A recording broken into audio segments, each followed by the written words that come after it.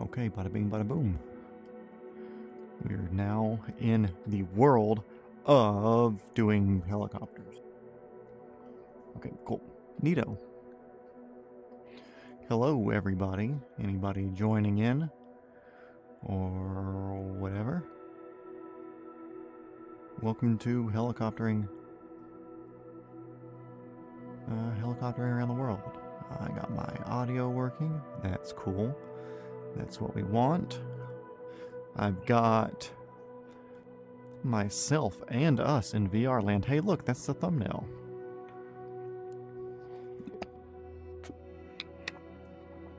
So, yeah, I think it's time to start getting into a Georgia plane spotting. What's up?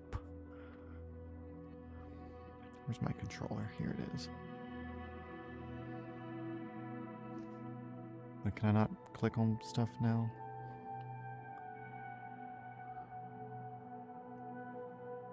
Is this... Strange. If I hop out of VR, can I get out? Okay. Oh, that's right. I gotta press 26. Gotta press 26. The shift key. There we go. That should remedy all our situations. Look, thumbnail storage. Oh, let's fix this. Surprisingly, this is all mainland stuff. We're going Laoag to Manilla. It's all on the same island. Surprising, right? And it's, I believe, just cloud cover. I don't think it's any, I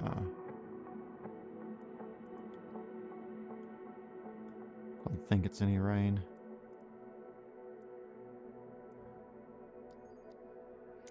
Says departure.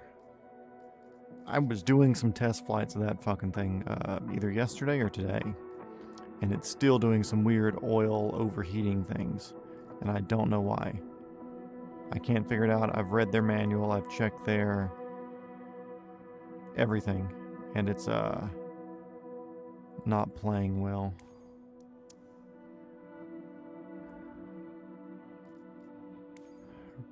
That's a good color scheme. Kind of like the red back there.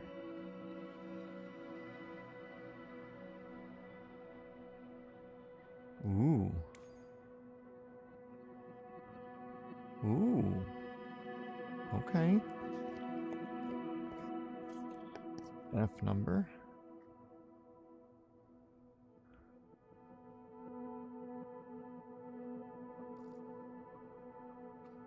Like, usually I would default to the,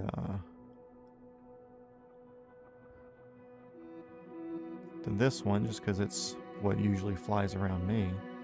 But I like this. Red right in view. This one's a good one too. That's cool. I like this one.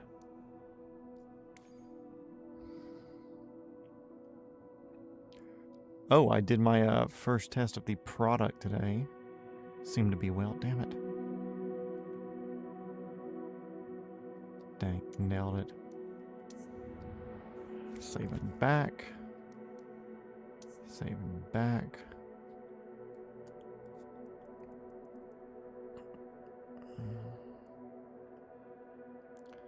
Got plenty of range to make it down here.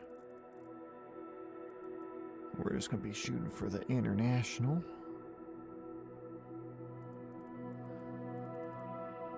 Small parking. Ooh.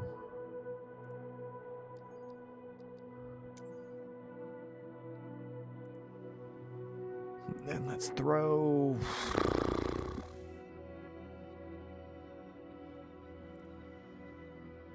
some sort of midpoint in there. The chocolate beef tasted great. The big thing is just making sure the chocolate stores correctly. You know? Really, it's whatever's mixed with the beef, making sure it doesn't, you know, mix, like, break through and ruin it to where it's, like, unpreparable. Okay, cool. That works. I'm happy with that. And we'll kind of follow our own route, give or take, but I wanted to put a midpoint in there. Cool.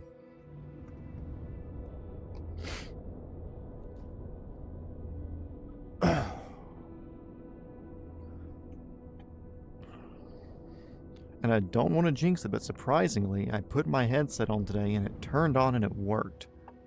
Knock on wood. Don't know how the hell that happened. But somehow, some way, the cursed VR overlord is looking down on us. What a cool looking helicopter. This is a good livery. I don't want to float my own boat here or anything, but damn. I like that.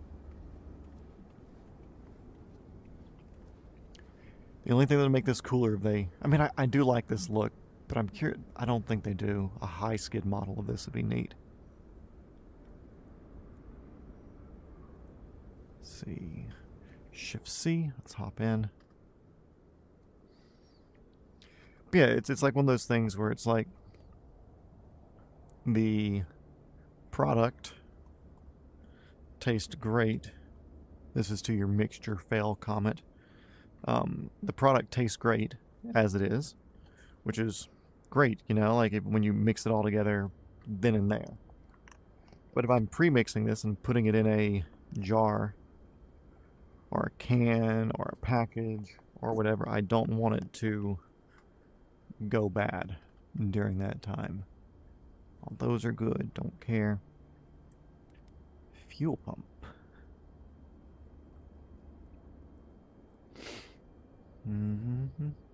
Anti-collision lights.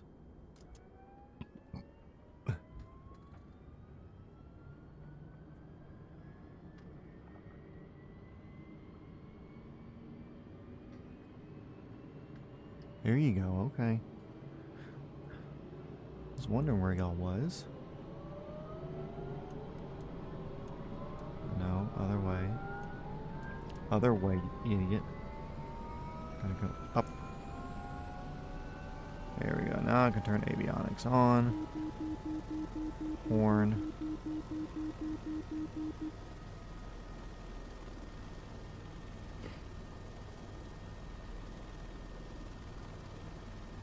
Cool. Cool. Cool.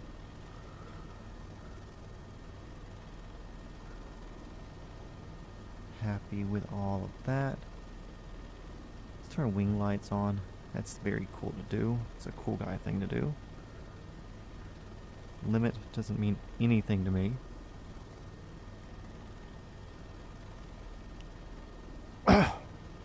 No, but seriously, it is a miracle that it all just decided to work. I have no idea how or why or... I mean, I haven't done anything. Haven't done anything different. It's the same thing I do every day. But there's some days I go to put it on and it's just the headset's not linking with everything else. So, anyways. Laoag Tower. Let's top our fuel off. Even though we topped it off beforehand, now we're at full 530 liters. Laoag Tower.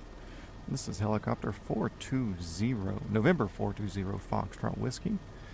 We are sitting on the ramp looking for a south departure. We're just gonna, we don't hear you talking, mostly because we're keyed up right now. But we're just gonna, you know, skadoots. We don't need any IFR clearance. I think we're good. Oop, new helicopter. Don't want to be wobbly. That's a no-no. Don't want to scare our passengers. Let's sit down again. We'll try that again. I'm not happy with that takeoff. I'm also kind of sitting weird in the cockpit, so I need to straighten out. I guess... scoot forward a little bit. Does this feel better?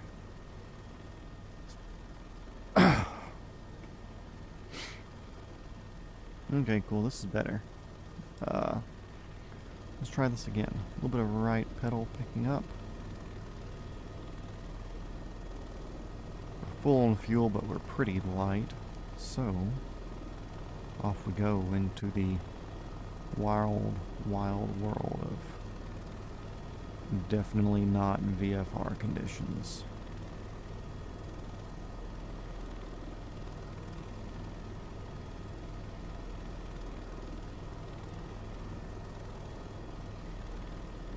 I believe I'm on live everything. Don't know why I don't have live players on. There we go, that should fix that.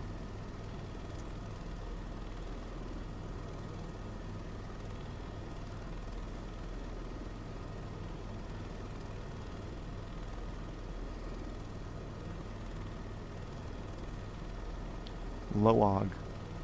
Okay, Laoag Tower.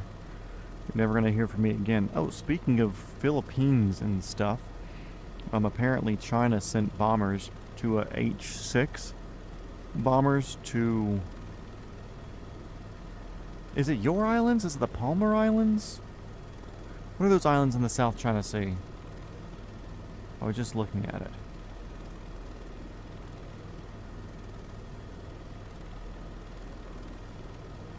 Zoom out of my...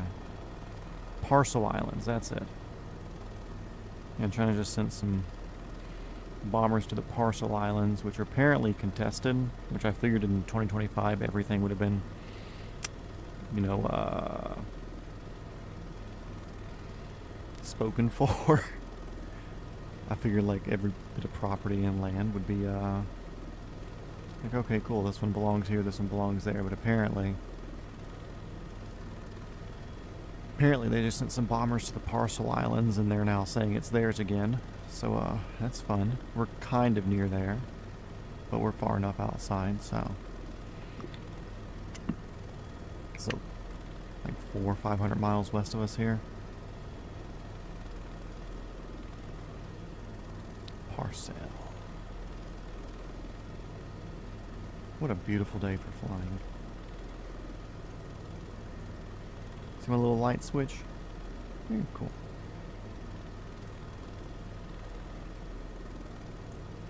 And so my collective over there. Beep. Which is actually on my cyclic vertical stick on my Robinson setup here. But same thing. Same difference.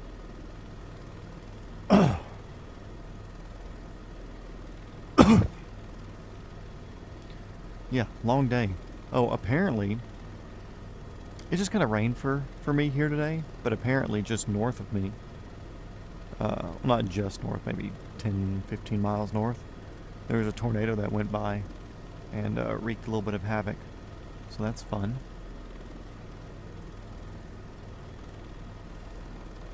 Also, you know what I forgot to do? To look what server I'm in. I wonder if I can... see that here with this.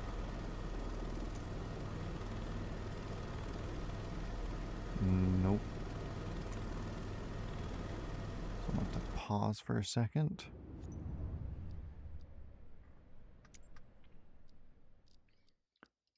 Online. East USA, 37 milliseconds today. Cool. Let me edit that in case anybody wants to jump in. Come on, give me my studio button. Look at y'all looking at the void here, like a little couple of voidiers. Cack. Content. Live. Edit. Edit.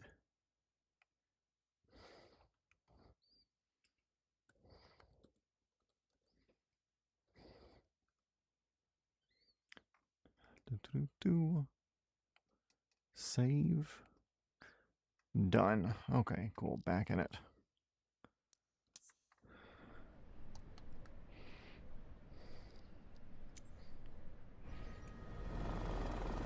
Hello.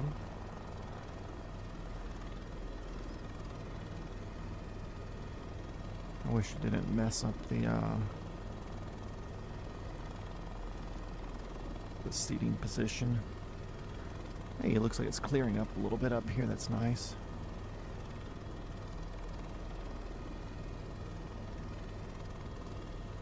Just had on and off rain until the sun came out. Yeah, we had the sun come out too, about the same time. Just on and off little showers or whatever, but apparently just north of me it was pretty nasty.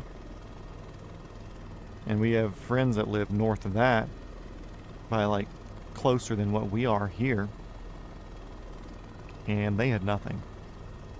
So a super confined thing. Haven't looked to see if it was a F2 or F1. Sorry, EF1, EF2, EF0. But it'd be a McDonough area.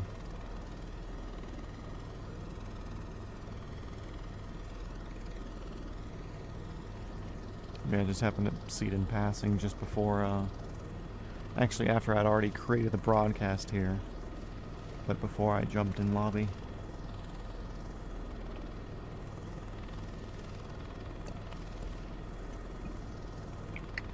But yeah, I'm excited. My, the first round of things seemed to work. And then I even got another idea for another thing. So I need to research the the making and manufacturing process of this other thing.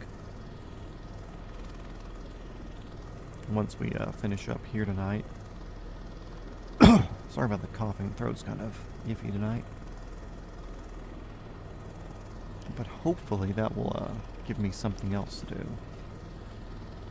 Another little project, and I don't think it's anything that's going to cost an arm and a leg to initially get into. Packaging on the second idea may be a bit more troublesome, but I think this first idea is troublesome in its own ways as well. It's easy packaging, but like the sanitization and stuff of it is the killer. And so I do want to set up, because I'm using jars for this first idea. So I want to build a, weld together, fabricate a stainless cabinet with steamers. I hope I'm going to have two products. That'd be sick. It's getting thick over there, goodness. But I want to set up a cabinet for the jars where it has steamers inside. I want it to be a steam, a dry, and I think it's UVC is the sterilizing UV light. I want to have that all built into like a little cabinet so I can just put 10, 20 jars of that in there. And speed up that process, because this last time I did the boiling thing for a while and let it boil in the jar, boil in there, then take it out and have it flipped over so it can dry out but not let anything get inside. And so I'm trying to think about all of that, but I'm also not getting too deep into that right now because this thing doesn't store for 3 weeks, 4 weeks, or a month, a month at least. Then what's the point? Of course, if that's the point, I could do smaller jars, which would cut into the profit margins, which are sizable, but they're not bad. But the second idea, I like it because it's something I've looked for before I looked for the idea that I have now. And the reason I didn't think of making it previously is because I have to make it. The one I'm doing now, it's just kind of measuring out 2 ingredients and mixing it together. But with the other one, it involves mixing products together,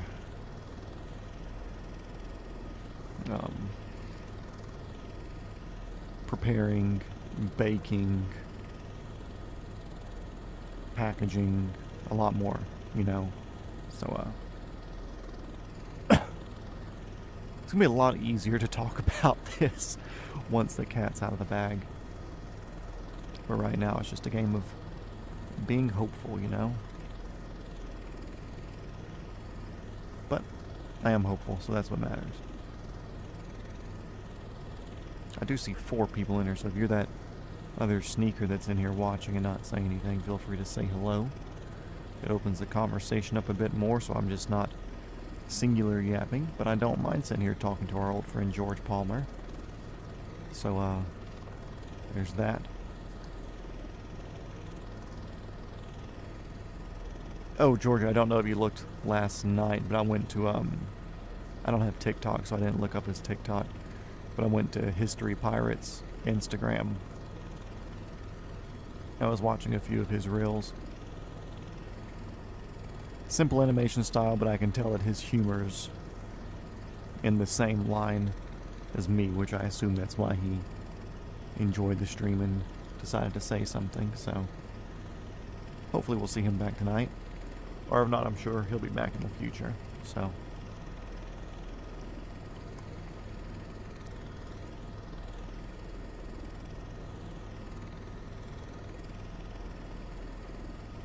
Oh, was the air in the way?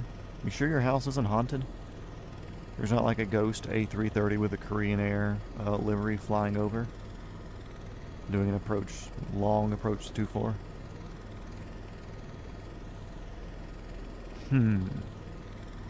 I may be crazy here, but open up the old iPad.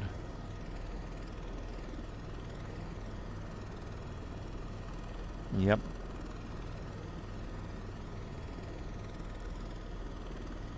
Oh, that's not too bad. We'll have a little bit of iffer.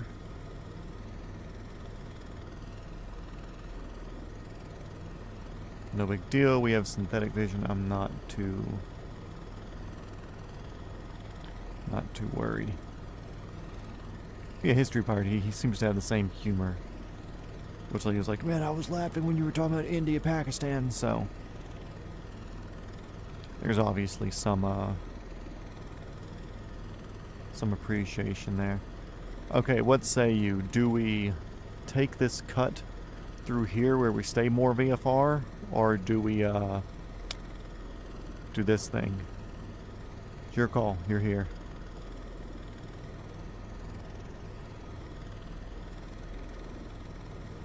Who knows, my house might just be haunted by an A330-300 that's doing a touch and go.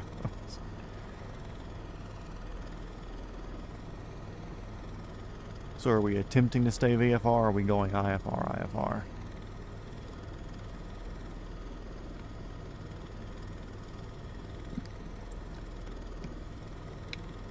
VFR? Sounds good. And that's VFR with like little finger quotation marks around it. Just that way you know.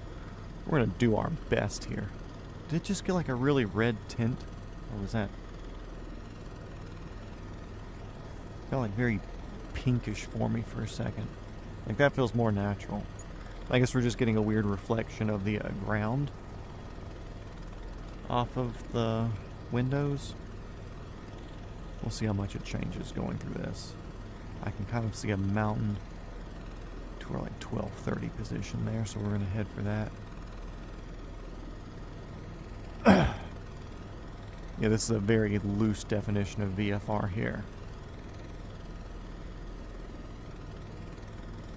Good mountains here, though, in the Philippines. I know I did a couple of flights in Papua New Guinea. 30-second delay. Yeah. OBS has to do its thing, and do I have a timer in here? Yeah. But no seconds, just minutes on it.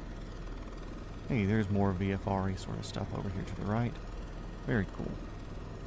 Look at that. That looks sick. I like that. Good mountainy areas.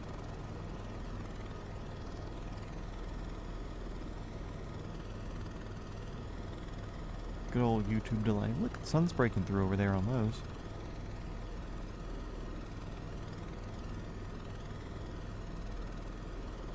Surprised we're not getting rain on the windshield. It looks like I'm getting some water right on the side though. But not really getting any windshield distortion.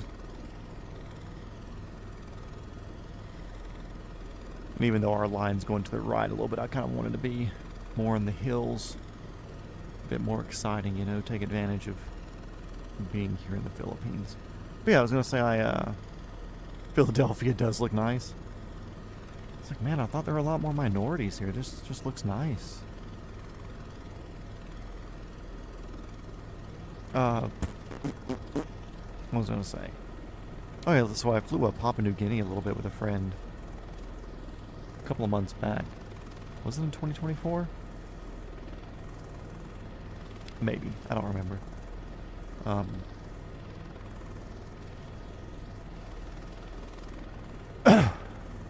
But PNG, like, it had a lot of good mountains and stuff like this. But this is cool, like, relatively aggressively steep.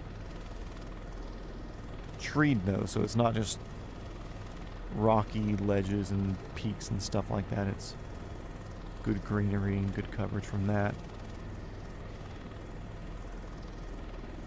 Pilot on the left, I have heard different stories about that. Sure, whenever Tom gets in here, he could elaborate more. But I know on a lot of these, it's more practical for doing lifting work. They put you on the left. Although, like, the AS350 is a right seat pilot most of the time, as far as I know.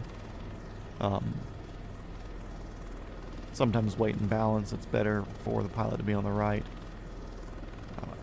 But I've heard a few different things. I don't know exactly what to say. We will be visiting PNG. It's probably 5 episodes away, I would think. Because we do have some island hopping to do to get down there. But if we start those streams early enough, I may do island hopping and then like a half-day trip after the island hop to kind of get us further ahead. I don't mind the endless series that this kind of feels like. Because when I first started, it was like, okay, cool, this is going to be a 100 episode series. Just because I was figuring 250 to 300 hours, doing 2 to 4 hours a day, variable, you know, then it could work out to be 100 episodes. But then adding Australia on here, tacked on 15 days. Doing South America's tacked on 15 days. Sounds like 130 to 150 episode series. I don't mind it being an endless series, but I do look forward to it being over. And I know shorter days are just going to extend it more and more and more. So for some of these bigger water days that we have coming south off of this island, I think we're going to do that and try to get extra far, maybe do longer days. Try to find something else to do during the streams to pass those times, because it's going to be a couple of longer days. Yeah, when the series ends, I'm going to go on fucking vacation.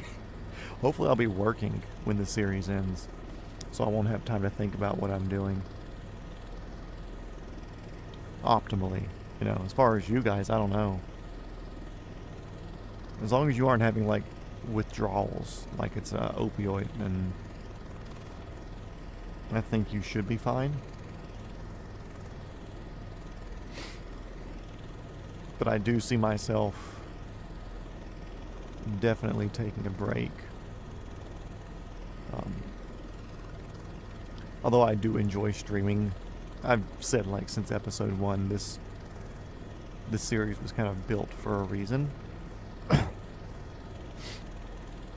going to cut through this little valley here. This looks neat. It's like, yeah, the series exists for a reason. Oh yeah, and this valley is going to be good because we'd just be heading over water there, so I'd prefer this.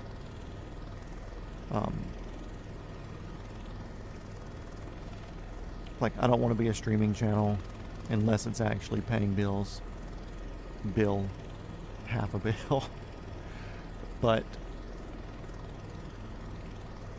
I feel like I may do streaming more often than I was before the series. Because why not? You know, it's keeping engagement with the channel. And hopefully it's building followers that are more into the helicopter side of things, and the aviation side of things, because I do plan on doing that in real life as well. So I may keep streaming. Not as often, obviously. But more consistently, you know, maybe like Friday, Saturday nights or something, or who knows? You know, we'll see. That's a couple of months away.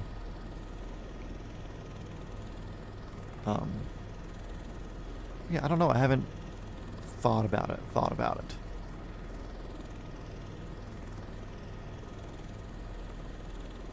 No, I don't know. Maybe we have like a good 30 to 40 watchers consistently. Then I may keep it full time.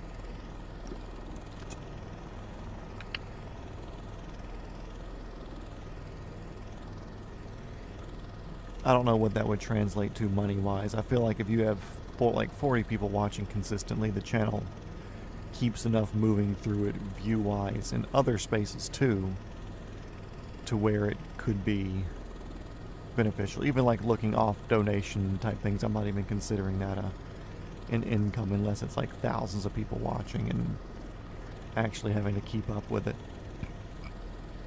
But I feel like 30 to 40 people watching, you're getting like good watch hours and monetization levels from stuff.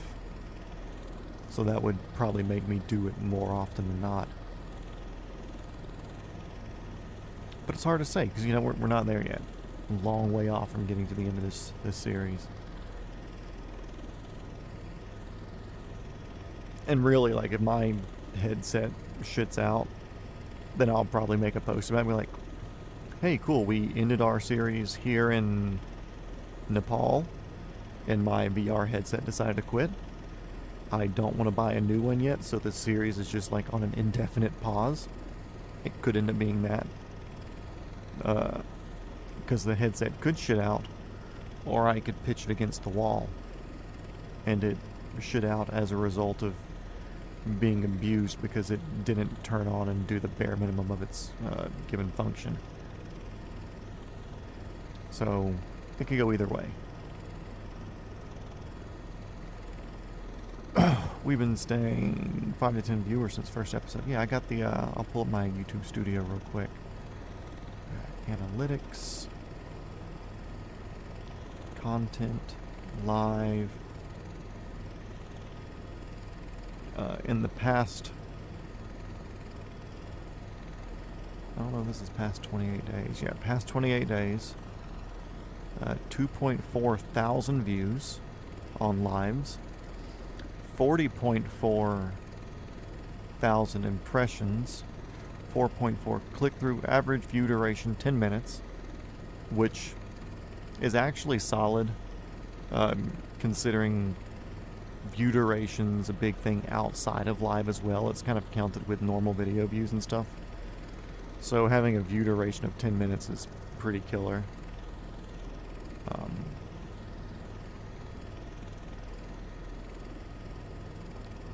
Average concurrent viewers the past 28 days is 6. Peak was 14. 63% get it through the browse feature. 19.9 suggested. 6.5 channel pages. World of Warships suggest me 1.8% from a certain video there. Flying by plane along the mountain, 1.6.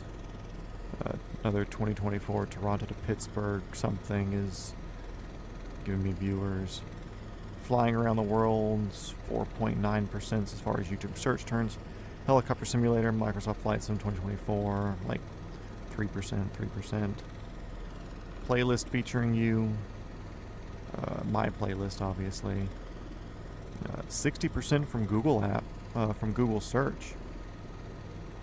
10% Google, 10% YouTube. So not bad. You know, it's not a... They're not numbers, you know, or it's not like we're doing numbers. But it's like, it's interesting to see what the analytics on stuff like this is. And it's one of those things too where I completely understand that this is a very niche type of thing. So it's not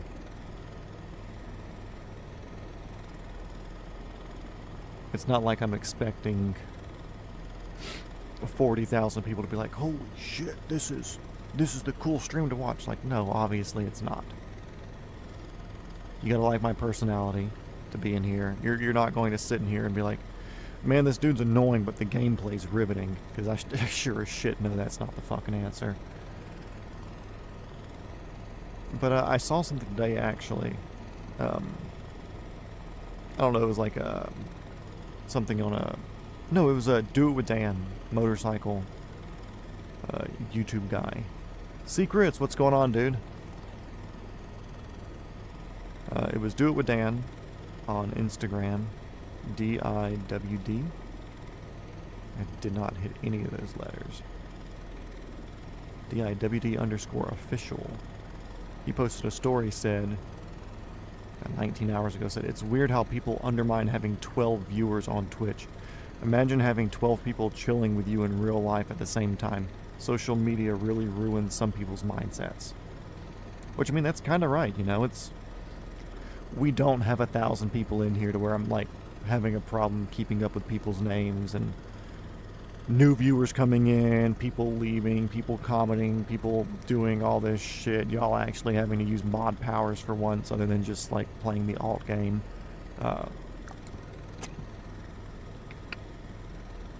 You know, it's personal. It's I remember Secrets being in here for other streams. Pirates coming in. He's like, hey, we talked to him a good bit yesterday, and he's like, yeah, I remember watching you the other day because you were talking about this. I'm so glad. It's a lot more personal, you know. It's flying from the left seat this time. Yeah, this particular helicopter is a left seat piloting seat. That's the way with many helicopters. There are reasons for it, but I don't know all the reasons for each particular helicopter.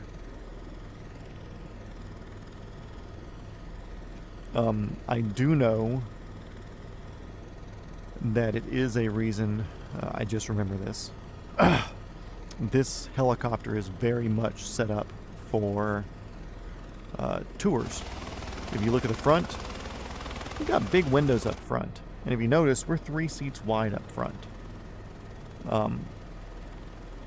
This can also be used for medical setups, and what they do, they have the person... Let me fix my cord real quick. They have people laying down with their head here and their feet up here for medical transports. And with this being a tour helicopter, this gives people a very good view off to the right, but most importantly, you can get rid of this control here and this control here, which means the passengers have absolutely no way of interfering with your collective that's always on the left side. So that means you are completely guarded on this side because the collective's over here. If I was sitting over in this seat and my collective was right here, then I have a passenger that could interfere with my controls more than what they would be able to here. They would really have to work for it or reach up from the back or kick it or something. So I know that's one reason why it's bigger in this helicopter. I know the bigger window in this was kind of designed for a touring setup. Of course, it's used for other things, but it makes it better for passenger work.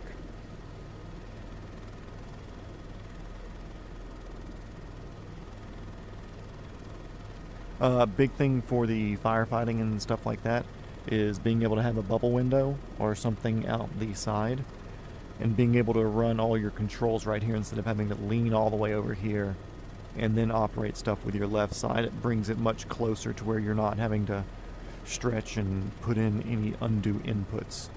So it's a preference or a preferred seat to be in when doing any sort of external load or any sort of operation where you need to look out the window.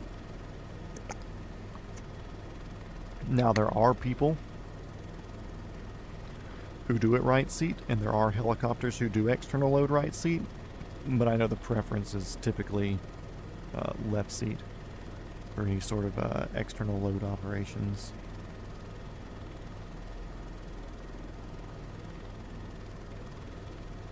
Yeah, that Chinese lady. But also, like, I want to say that guy kind of did it to himself because they were flying, and obviously it's a person who doesn't fucking speak English. And this person over here has a handle. And he looks at the lady who's sitting here in the middle or whatever, who obviously doesn't speak English, and he goes, "Do not touch this thing. It looks like a fucking handle that you hold on to, just like the handle that you hold on to, just like the handle that you hold on to. Do not touch this thing in the middle because you don't have a handle. I know you don't have a handle, but don't touch this thing that looks like a handle." And he did it during the flight. He didn't do it on the ground. So it's shitty, yes, that the lady happened to touch that and make it be a problem, you know. But I do kind of feel like he brought it on himself a little bit as well. Because I'm not going to lie, if I had some dude in China and I'm walking through a factory and everybody else has something similar, and he points to something that looks similar and is going ding ding dong ding ding, I'm probably going to fucking grab it, you know? Like if everybody else is holding something and he holds up something and then fucking telling me not to do it, but I have no idea what's happening, you know, I could see myself like, okay, cool, this makes sense. I'm following the crowd. Everybody else is holding on to something. Let me hold on to something.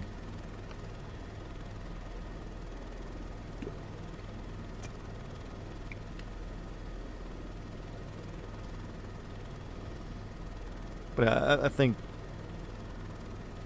bad that she did it.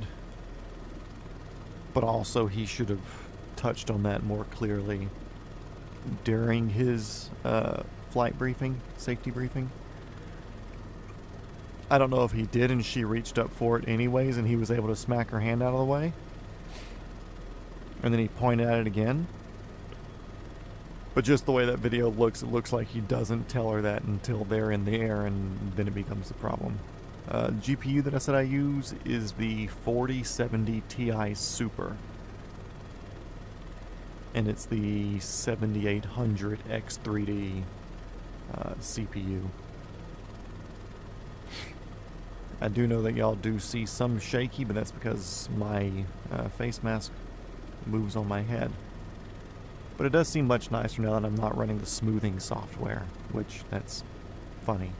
I try to get rid of the jitters that will pop up because of me talking, but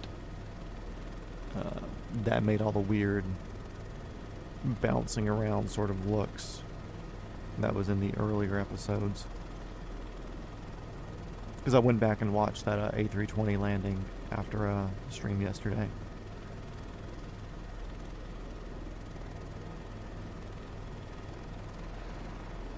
Oh.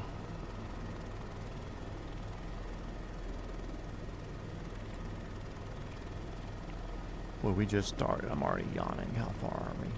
Oh, we're almost halfway, yeah. I feel like we may jump further today.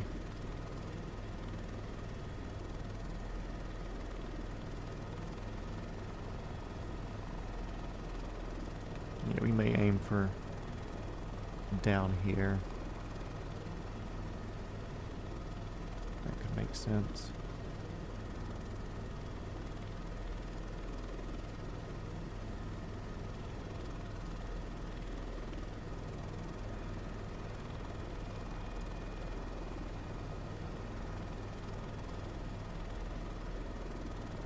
Come over here, swing this city.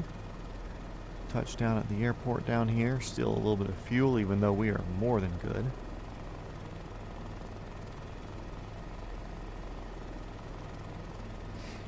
Actually, we're just going to go straight to Manilla.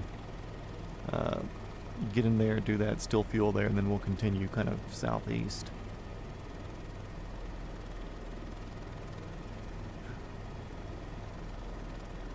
I would say the headset's definitely worth it. You said you were doing you said you were doing some other simulator, right? I can't remember which one you said you were doing. But VR makes a fucking difference. Airplanes, I don't want to say it's not necessary, but I don't feel like it's as necessary. But with helicopter stuff, since we're so near the ground, most of the time. And it can always be like, oh man, crap, I need to land right here in this field real quick. Then it's like much easier to look around and like see what you're doing with VR. I actually don't see myself even, maybe if it's just a big water day, I might do a non-VR episode.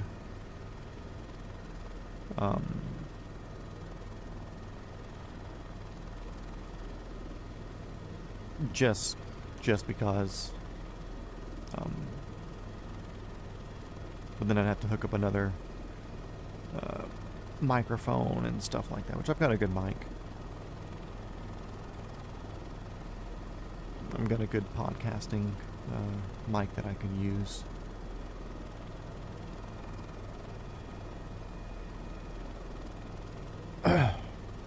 Like here you can see we're getting a little bit of jumpy, laggy with the trees. Being down close where it's really trying to render out the leaves and twigs and stuff like that. But up here, no big deal. So, it's not bad. Usually when I'm close to the ground and I need to be paying attention, there's not a whole bunch of shitty trees around me. So it's not that big of a deal, because I'm usually trying to land and you can't land in the trees. So I don't get that much of a thing. Sure, I could do a 40-90 or 50-90 or whatever. I just don't think it's worth it for what I'm getting out of having all this set up, you know.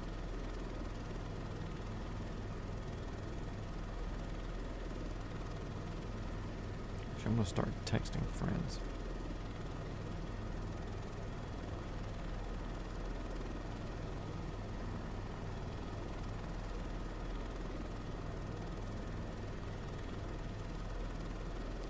Text Dom 2? Hell yeah. I'm live, comma, where are you at?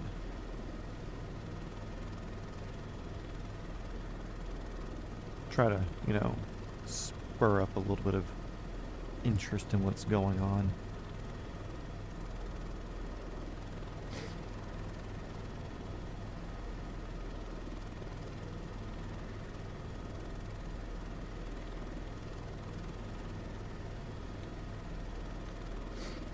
A little bitty village down there. Not too far away from the main area, but I bet it's still rural as shit.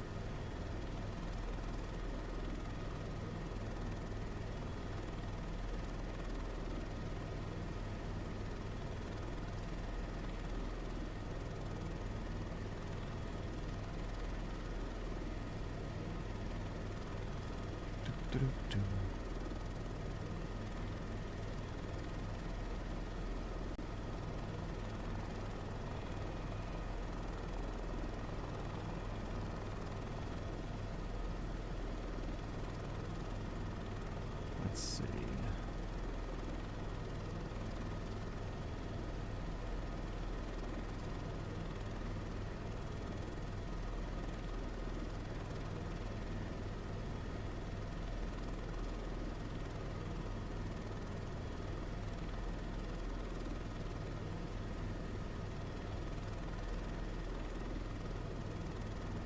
Has anybody noticed that like voice to text and predictive suggestions and stuff have gotten worse? Like significantly worse?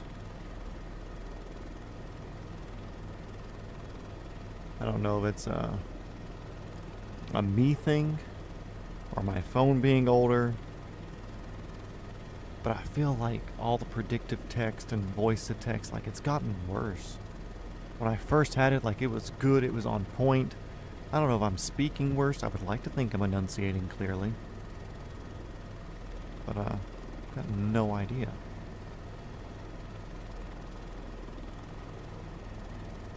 We're gonna hit this mountain if I don't pull up.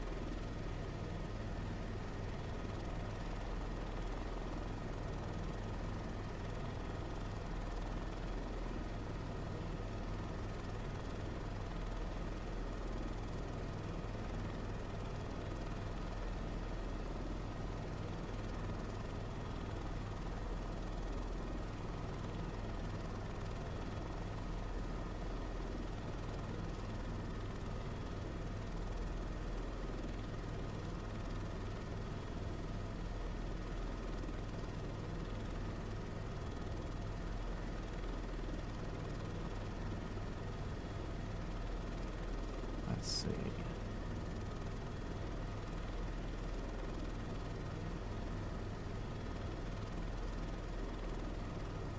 Yeah.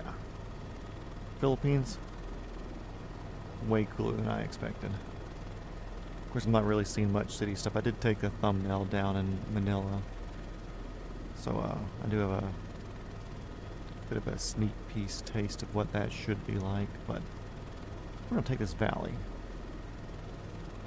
Dom, what's going on? Yeah, this is where the Rotary kiddos hang out.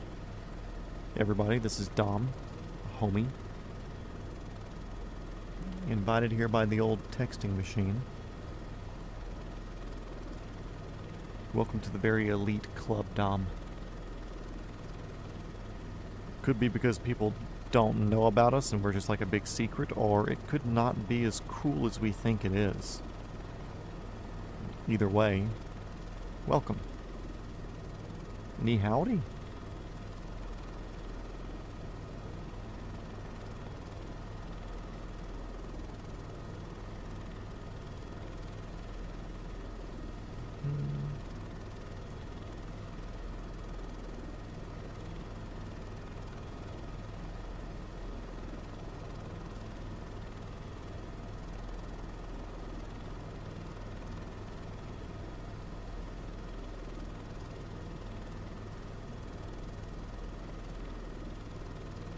Dom is one of the people from the wedding the other weekend. So he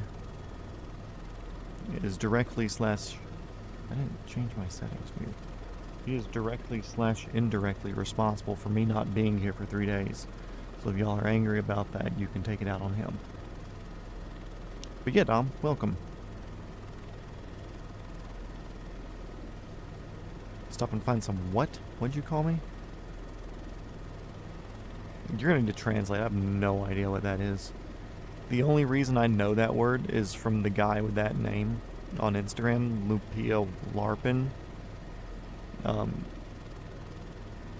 He kind of got a little Instagram initial hit of fame when the old coughing fit of 2020 happened, and he wore like a M52 gas mask and like PVS 15s to go grocery shopping.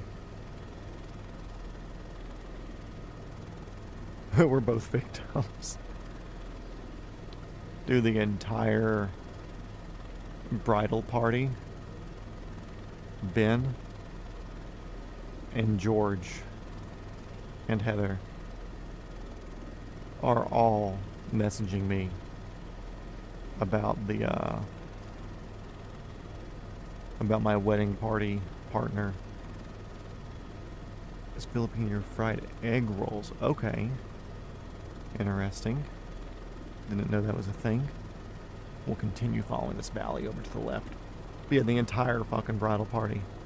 This message would be like, so, are you still talking to her? Y'all seem to really be hitting it off. Like, it's almost abusive at this point. The amount that they're messaging me about that.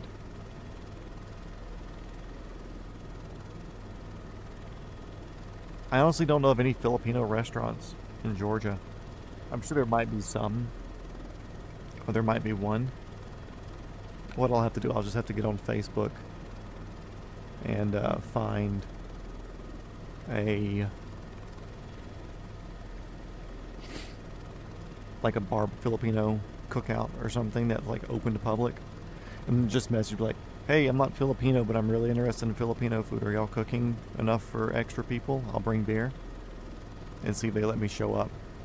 I've done that before for a family crawfish boil before. They had made a Facebook event for it, and they had left it public, and I ended up messaging them. I was like, hey, I'm really craving some crawfish right here. I see this. I'll bring some beer if y'all let me stop by. And I was able to go do a crawfish boil that was like 25 minutes away. Georgia, what the hell are you saying in there? Look at these mountains. These mountains are pretty fucking cool. Philippines, what's up? Oh shit, Dom's talking now.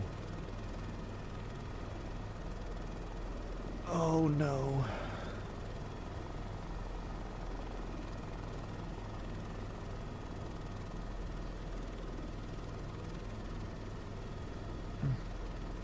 Ni hao, ching chong, something.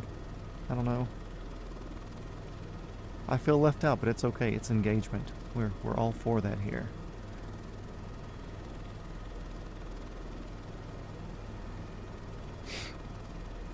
Yeah, we could be flying the coast right now. Just being lucky I don't mind going the longer way. Although we do kind of want to do an extra jump on the leg tonight. Do an extra half leg. So I think we can at least get here to there. This is a whole nother episode. But we'll land in Manilla and see. I don't know if it's smarter to do a run this way. Honestly, I'm looking for like the least water crossing possible. But we could do here. We'll have a bigger water crossing tomorrow because we could like make our way down to like the south end of this island. And then have a couple of jumps water crossing.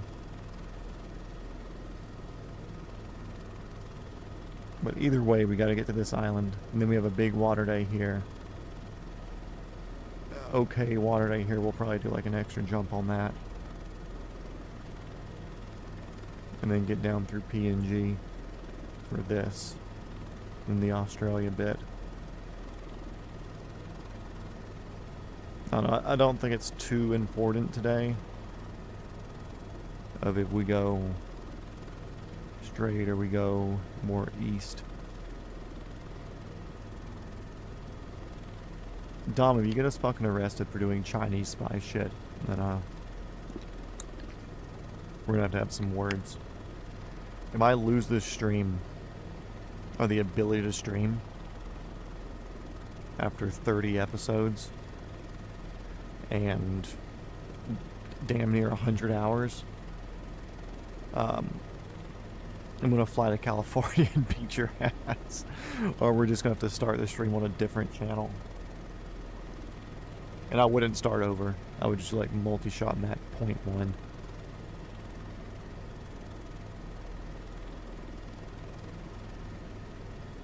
We have some weather up here.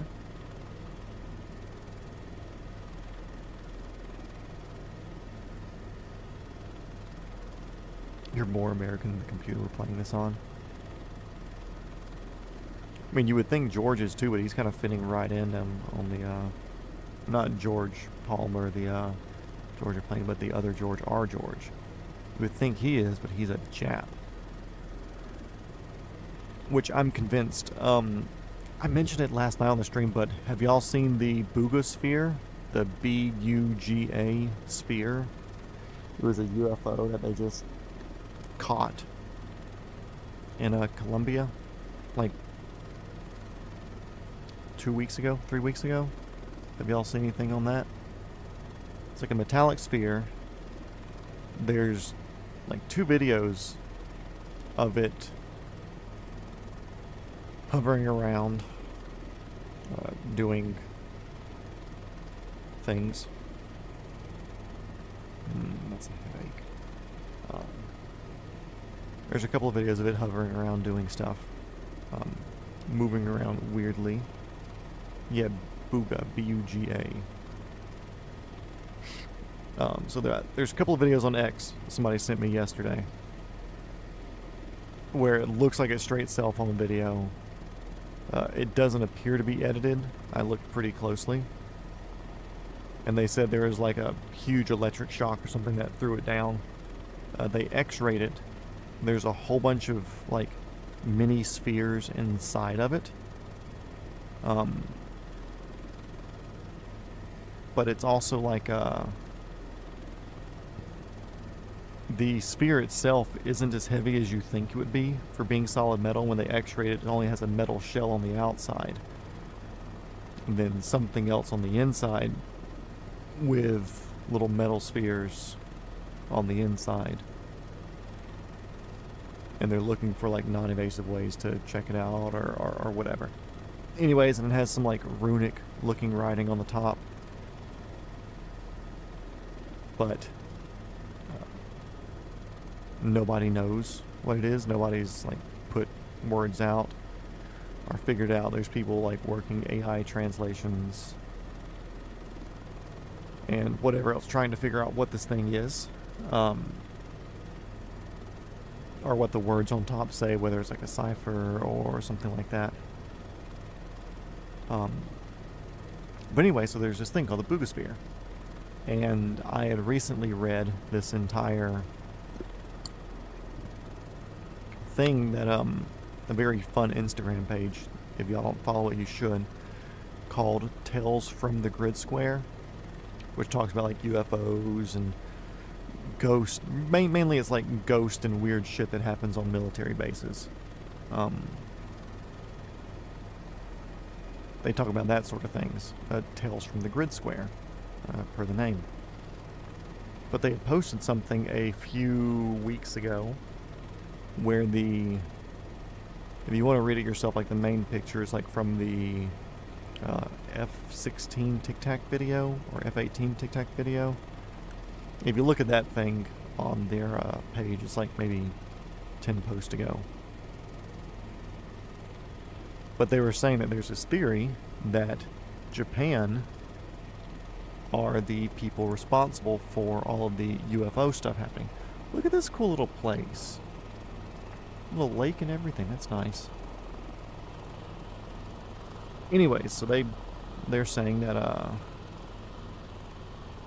Japan is responsible for the UFOs and stuff that we see today. And their reasoning was Japan just got absolutely fucking destroyed there at the end of World War II. Where they have people basically killing themselves in battle because they only have swords and running and getting mowed down, and like they were so far behind technologically speaking, and when they were forced to surrender, they of course there were a handful of people that committed Sudoku ceremonially. You say it's just a craft from my friends over at Elio. Oh yeah, the homies. I forgot about them over there. Yeah, so the theory is Japan was super embarrassed with that, and they said, cool, we're never going to let this happen again. We're way too prideful for this to be a thing. So they started developing their own super technology in secret.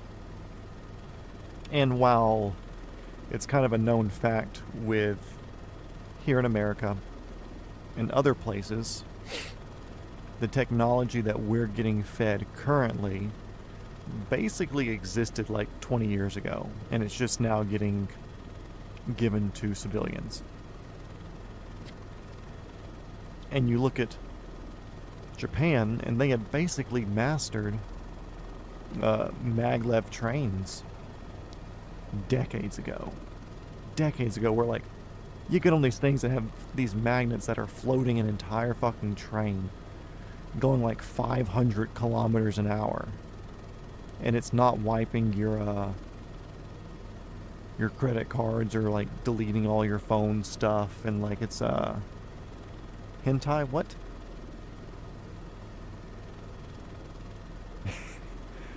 But anyways, they've basically mastered maglev stuff. Any other country is just like, you cannot find another country that does maglev stuff like Japan.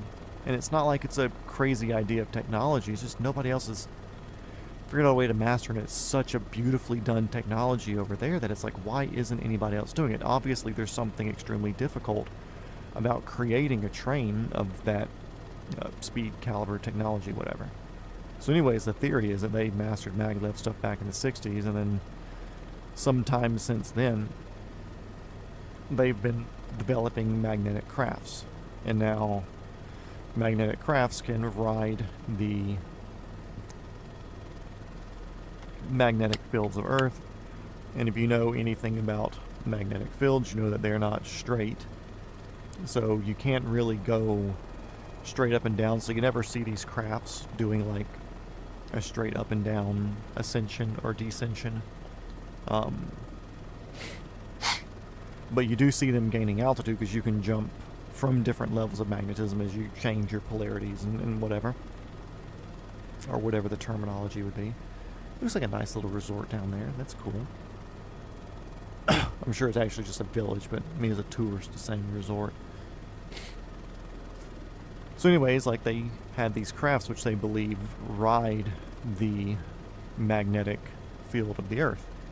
Which, okay, cool. I can buy that, you know. I actually thought about that personally and haven't put that too much. I stopped listening to have a conversation for 2 minutes. I'm trying to figure out what the fuck you're talking about. Yeah, we're talking about Japan being so far ahead technologically with their maglev trains and magnet technology that after World War II they were so embarrassed that they developed this technology, didn't tell anybody, and because public technology is really like 2 decades behind like military technology, that for this amount of time they've had the ability to do all this stuff. Nobody else in the rest of the developed world has a mag train that's even near what Japan does. We're over here trying to build a fucking vacuum tube to send a train through to get it to even be like a quarter of as efficient as theirs. Come on, they're doing it, just sending it, you know. So they're doing something. And the theory is that they developed all this technology and they mastered maglev trains back in the 60s or 70s or whatever for the public.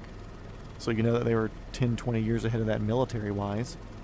So now they're in like year 2050 with their magnet technology, which after 100 years, you know, they're probably really, really, really, really far advanced beyond what just a maglev train is. So the theory is that they are using magnetic craft to be the UFOs, because they can ride the different magnetic fields of the Earth, change their stuff around to gain altitude, lose altitude, travel around, kind of like surfing. And now they can't go straight up or down because you can't, the magnetic waves or the magnetic field of the Earth isn't perfectly parallel or whatever, so you always see these crafts moving in a relatively eccentric pattern, but like still within a defined line or direction. So that's them riding the magnetic waves and transporting around that way. But anyway, so the theory is Japan is responsible for all of the, most if not all of the UFO activity that we see.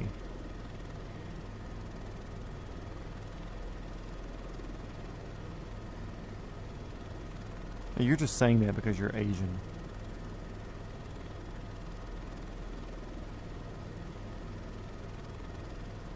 Yeah, magnets, how do they even work? What the fuck is this thing? Yeah, so that's the theory. And, like, I'm not mad at the theory. Like, I can relatively get behind it. So, with that in mind,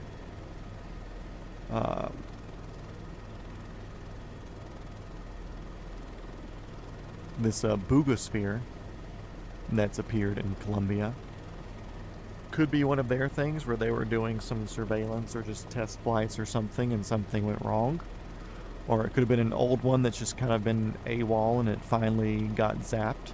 And they said there was like a big voltage something that happened that caused this thing to crash, which would make sense if it's running electromagnetism. Or if it's using electromagnetism, and a voltage spike could cause such an issue with it to where it's not going to function the way it's supposed to be. And then you look at the runic writing on it, and of course there's no direct translation. It's not like it's written in Japanese or whatever. Nobody knows what language it is. It's nothing familiar. People are searching. There's a couple of loose ideas of what it could be, but there's nothing official. With that said, it's like you can also have like family symbols or signs or whatever in Japan that aren't actual real letters or words, but it's like you make up your own symbol for your name. So there's always a chance that that could be personalized, made up symbols from the scientists, technicians, and whatever else that developed the sphere. Or if you look at ancient Japanese writing, it could be something like that. I ran it through AI myself, and it said there are some symbols that are similar to older Japanese languages, but nothing that's completely direct. And it's been like kind of debunked to not be like old Japanese writing, but it hasn't been like fully disproven because there are some things and there's so much that's unknown. Yeah, so I'm leaning Japanese technology, and they use like old language to mark stuff. But then also you look at something like the what is it, Voyager, that we sent out, and how we put symbols and writing and stuff on the golden record, whatever, or whatever material a record is. Like we put different symbols and whatever on there. Where it's like, okay, cool, like we put it there in a way that hopefully an intelligent society or species or whatever somewhere out there that was not made in the image of God, by the way, so come at us. We put that on there in a way that like hopefully it's something that they can understand. So then I'm also looking at the sphere of like, cool, is this a drawing of nearby pulsars like we did on ours? So you're saying the Boogosphere is a magnetic ball that flew unidentified from Japan to Colombia? Yes. I understand the theory, but it's a metal ball. It would be found when it crossed the Pacific. I think it was a hologram projected by the government. Not really. That's another thing with the magnetism thing. If you do it the right way, you can more or less be transmedium. They kind of touched on it in that post on Tales from the Grid Square. And they're talking about how that could be used for the popping in and out from under the water. There's somebody sneaking up behind me. Might just be a normal person. Oop. It's so weird looking backwards. But yeah, it's a possibility, you know. I don't want to say I don't believe in aliens or extraterrestrials or whatever, because the universe is vast. It's huge, you know. They're like statistically, I saw somebody do something one time where there's like so many atoms or particles or whatever in the universe that it's like statistically improbable that there isn't an exact copy of you somewhere. Just like you can only arrange atoms in so many different ways that there's almost statistically an exact, like, physical atom-to-atom copy of you. Which is wild, that there's that much mass and particles and whatever out there. So even if that's not a real thing, I would like to think that there's so much out there where it's probable that there is some life somewhere. Is it intelligent? Who knows? But I do believe there's something out there somewhere.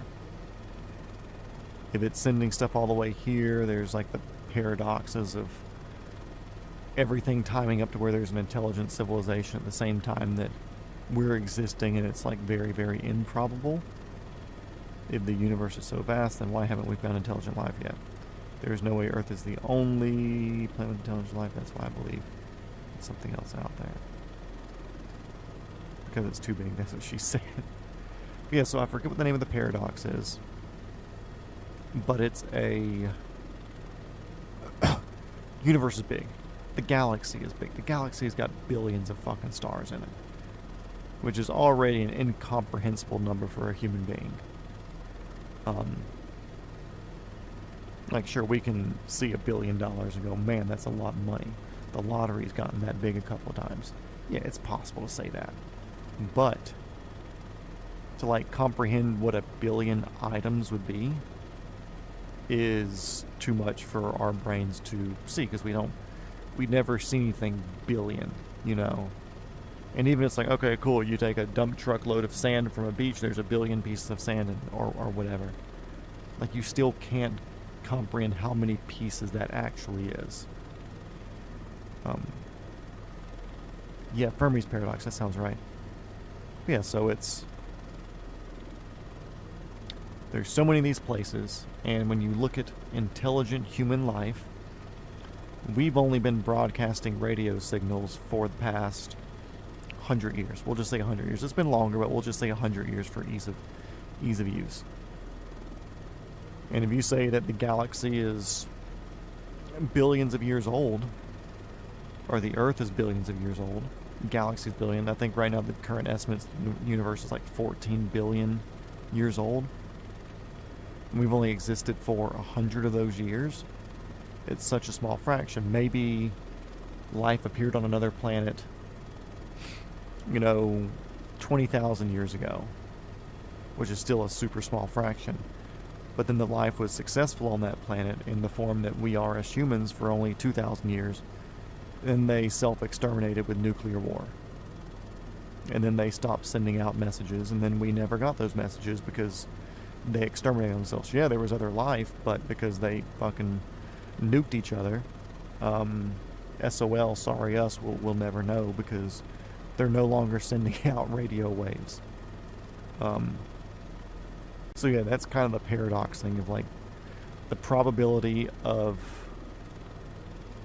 multiple intelligent forms of life existing close enough to be in contact at the same time is extremely, extremely, extremely low.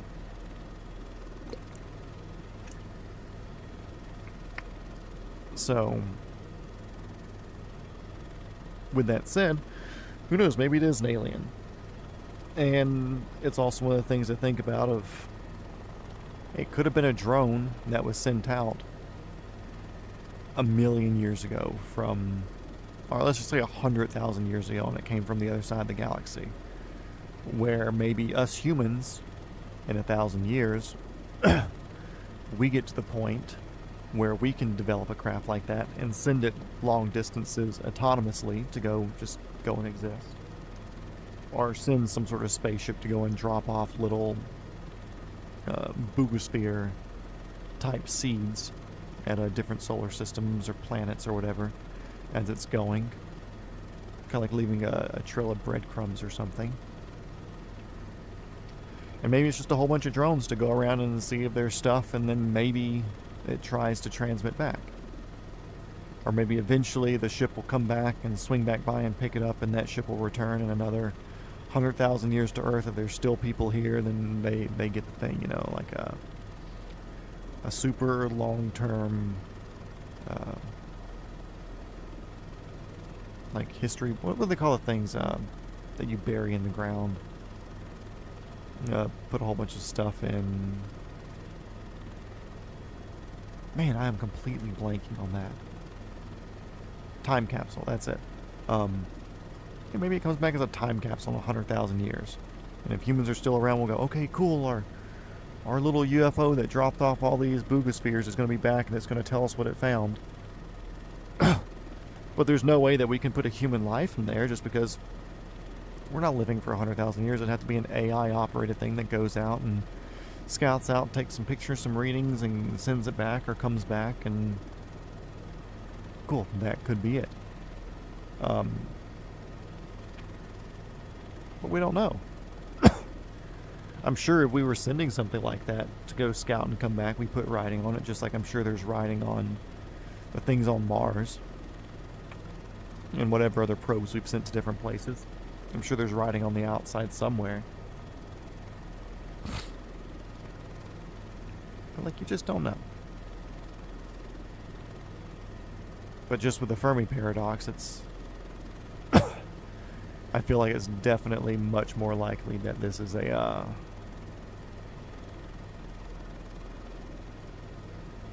human-made thing, made to kind of throw us off a bit, but also it just happens to be something that some people didn't want to be seen, and something happened to where it was going haywire, and now it's being seen.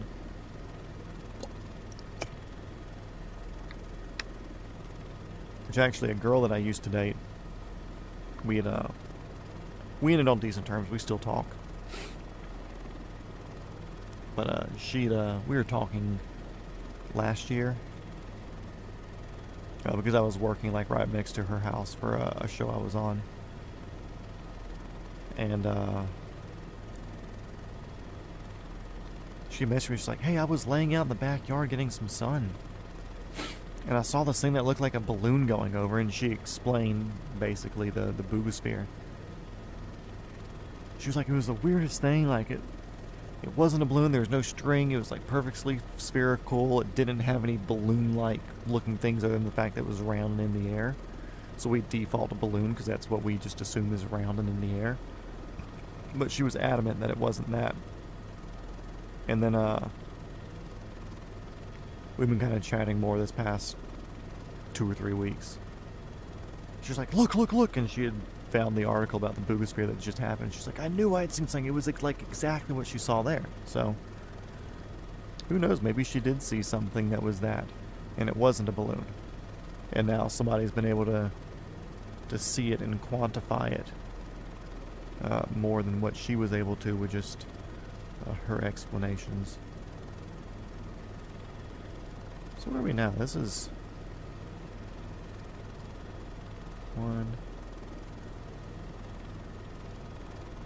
90 miles away from Manila. Not bad. Good little cruise today. Nothing crazy, but the Philippines is definitely drastically different than... Oh, like, it's got a drastically different... Like, this feels almost like French farmers' fields, like little towns and rivers and shit running through. The mountains over there feels more Southeast Asia, which, I mean, I guess technically we're kind of Southeast Asia, but island version. Yeah, diverse country, that's for sure.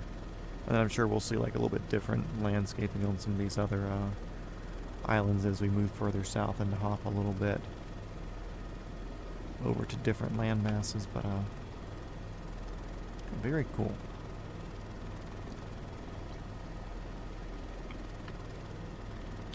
I'll have to make a trip down here one day. Which I'd like to go to Japan. Japan's on the list.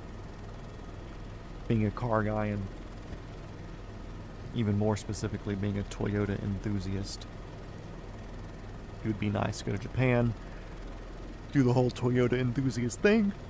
Look around museums, enjoy the car culture, check all that stuff out. But one of the goals is to buy a lot of cool stuff while I'm over there. Stuff it in a container and ship that bad boy home. Which I kind of feel like that will end up being a honeymoon trip, just like George is doing over there. But I'm low-key just doing it to go buy stuff, to go get shit over there. Just like I also want to do a Euro trip and pick up a whole bunch of neat stuff over there and ship it back. I want to go do the Isle of Man TT. When I say do, competing would be amazing. But I haven't ridden a motorcycle in anger in a while. Much less a street bike at 200 miles an hour in anger in a while. I used to do a lot of track days back in the day, but nothing in recent history to where that would be a considerable goal. But I'd like to go see the Isle of Man TT, which is going on right now. I have a friend that's out there right now posting some videos. It's very cool. And then the cool thing you'll notice is it's either next weekend or the weekend after is the 24 hours of Le Mans in France. So, my searchlight on? Why is my searchlight on? 2? Huh. Must have clicked that on accident. Sorry, people. Look at that, we have so much more available electricity now. But, yeah, in like a week or two is the 24 hours of Le Mans in France. Which there's, of course, like a whole week leading up to it of practice and qualifying. Different events, smaller races, different classes. The Le Mans non-road course is also there. So they host stuff there where the road's not shut down for the entire time. But, that's on my list. I'd love to go bear witness to the Isle of Man. I'd like to purchase a car. Or we'll just say rent a car with a Turo. Or some way where I can... oi oi, bon bon baguette. Yes, that France. Same one. Believe it or not. Yeah, I would love to, like, rent a car with Turo. Of one that I want to purchase. So that way it runs through the Turo insurance or whatever. But it's something where I'd obviously find a car that I want to buy beforehand, you know, like a neat old Toyota, just because I'm a Toyota guy, or a Mercedes, Audi, BMW, something that was like a European only model would be sick. And I'd like to go over there, get that, drive that around from the Isle of Man, or from the UK, because when you're on the Isle of Man, you're kind of not driving because the roads are all shut down for the week. But buy that, drive it from Europe, take the channel or a ferry down into France, do a European tour, hit the Le Mans, and go down to Italy, and eventually make your way back over to Spain and put it on a ship in a shipping container with a whole bunch of other stuff that you accumulate and gather and collect during that time, and then ship that back.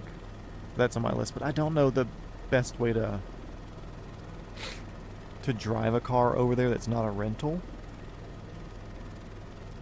That's why I said it'd be neat to find if you could do a Turo over there, or some sort of rent somebody's actual vehicle where the insurance runs through it, but where you could drive it in different countries. I don't know what the legality is on that. That would take a little bit of research to figure out.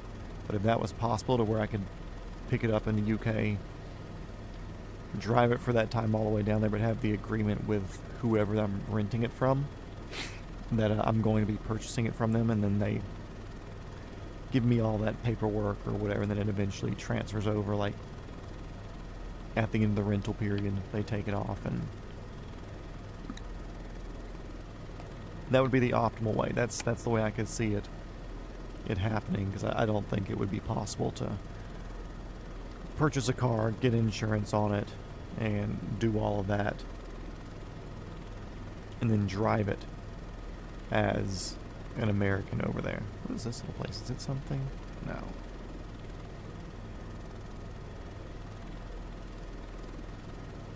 I see straight different colors of things, and I just think it could be an airport or something. There's some stuff off over to the left in that town. Most likely just, like helipads or something. Anyways. We're still good. We're just cruising.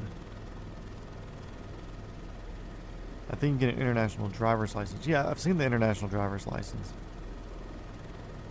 The international driver's license I don't think's that big of a deal because people get rental cars when they go places. That's just a thing. I don't want to say that I'm not a normal tourist.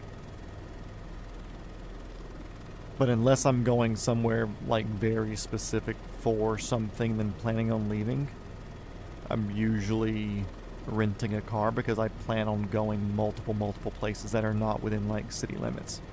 Stuff that's not walkable and stuff that's not easily Uberable or cheaply or effectively Uberable. You know, it's like I'm getting a ride 30 minutes out of town 5 times that week. You know, it's going to cost me hundreds and hundreds of dollars to Uber and be inconsistent and not know. It's like, cool, I'd rather just, you know, rent a fucking, in Europe, a Peugeot or whatever and drive it around. And I know people do buy cars overseas, but I don't know if it's possible to buy that car. Is that a fucking volcano? Chat, is that a volcano? We're about 50 miles north of Manila.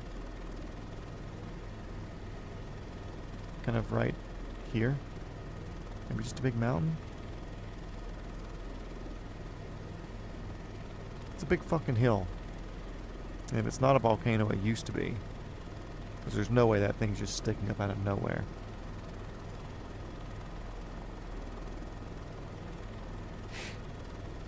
But yeah, I don't think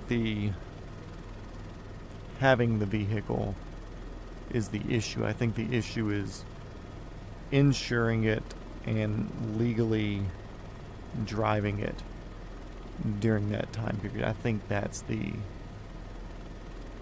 the complicated part. Yeah, I'm navigating north up.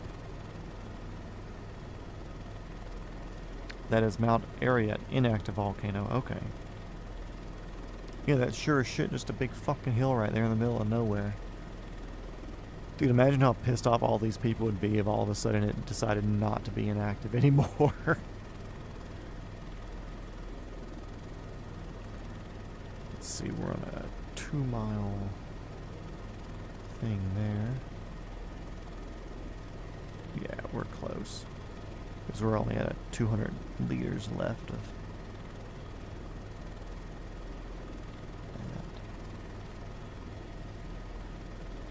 that. Easy work. Uh-oh, I see a name in here. Digital Wings, what's going on, dude? First time seeing your name in here. I'm currently flying around the world in a Cessna 172 High Skyhawk in 2024. Nervous about over the ocean leg, lol. Gonna take the northern route. Yeah, that's what I'm limited to.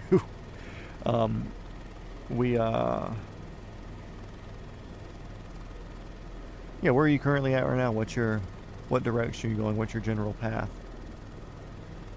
My over ocean legs are the main ones, which are really 2. We had the Alaska to Russia jump. And then we'll be doing the UK to Iceland to Greenland to Canada jump. And I've got to be very specific with those on the helicopters that I use and everything to have the range or whatever. And yeah, being very, very specific about the routes that I'm taking. We are having some other water jumps with our with the course, like no, it was yesterday. Yeah, it was yesterday because we did the shenanigans afterwards. Yesterday we did the Taiwan to Philippines jump, which is like hour and a half, 2 hours at 140 knots or something in a Airbus H-160 helicopter. Yeah, that definitely used to be a volcano.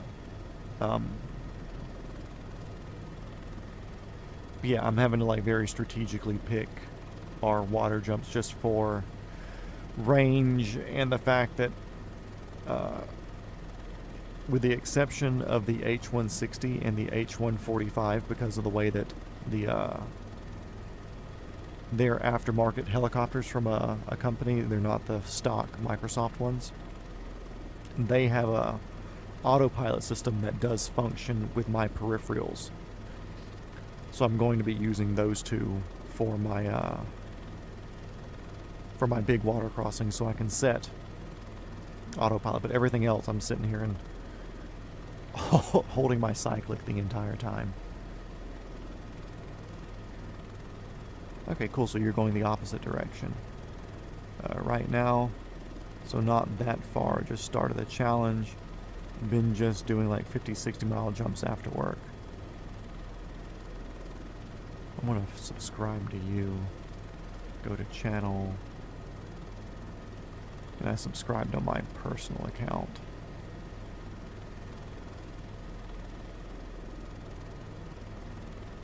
Yeah, it would be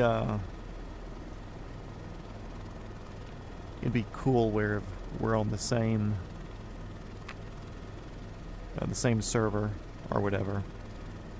Whenever we get to that particular area where we'd be crossing paths, it'd be neat to meet up and land in the same place, like in India or whatever.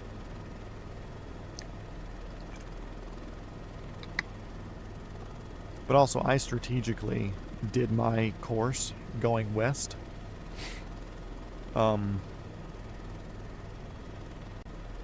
I think for a good reason, but it also is a dumb reason, because I fly it in the evening, obviously, like after work or after having my day. There's going to be more viewers in the evening as well. But the sunsets sucked when we were over the U.S., but now it's timed out to where it's, what, noon here or something? But I didn't want to do the, because I started in Georgia, down just south of Atlanta. I didn't want to do the jumps from Canada to Greenland to Iceland to the UK. I didn't want to do those 1 week into the stream.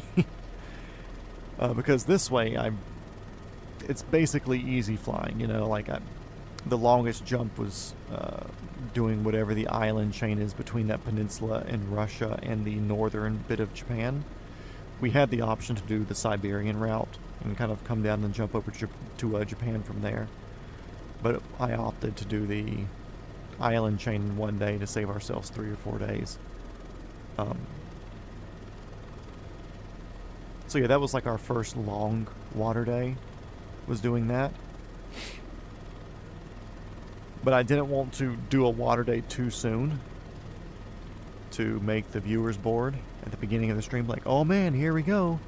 So I wanted to like make myself sit down and make an entertaining stream for 100 days beforehand. And then do, and to also keep myself interested to a certain extent. If I did it like 1 or 2, or like a weekend and had a super shitty water crossing day, I could have just been angry and be like, you know what, screw this around the world thing. I wouldn't lose that much sleep over quitting after like the first week just because it was so rough doing that water crossing. But now I don't want to kill a 100-day series in the last week or two doing that water crossing. So that was my reasoning for going to the west. But going to the east, I'm curious to see, because I think we'll probably be using the same airports and the same course with that.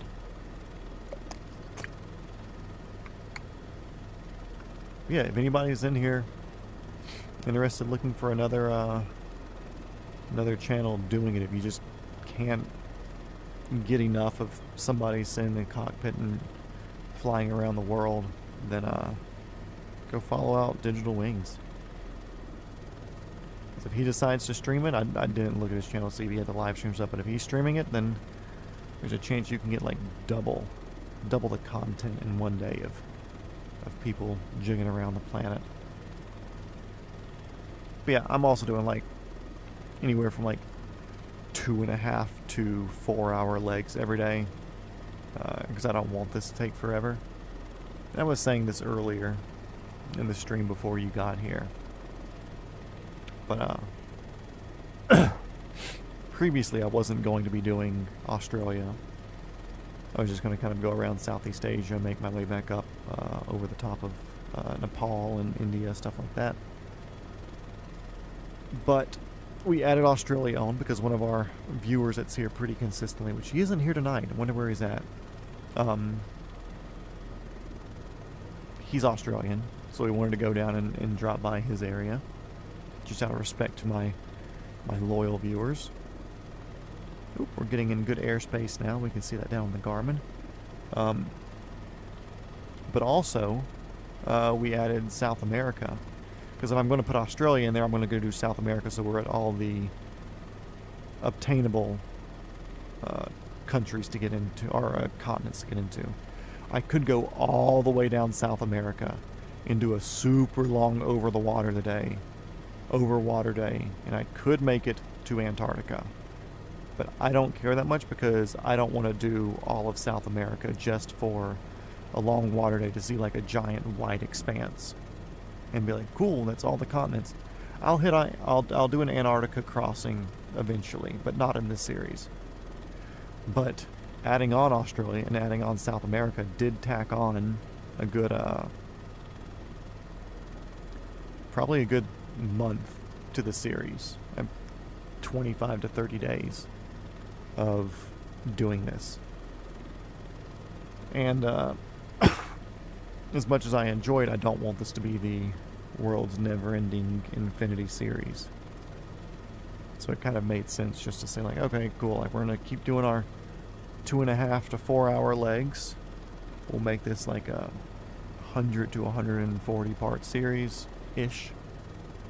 And I don't want to drag it on too far, you know. That's also with me, because once my work starts back up here in a couple of months, I don't think we're going to finish this series before my the TV show I was working on reestablishes. But with that said, like I'll still get on here and do it because I don't work every day.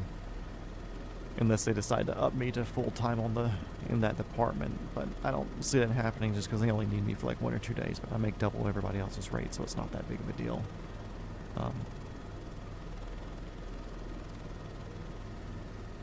But even then, it's like, okay, cool. Like, I'm already only doing this like 4 to 5 days a week.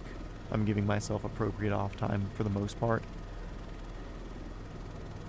So I'm not going to...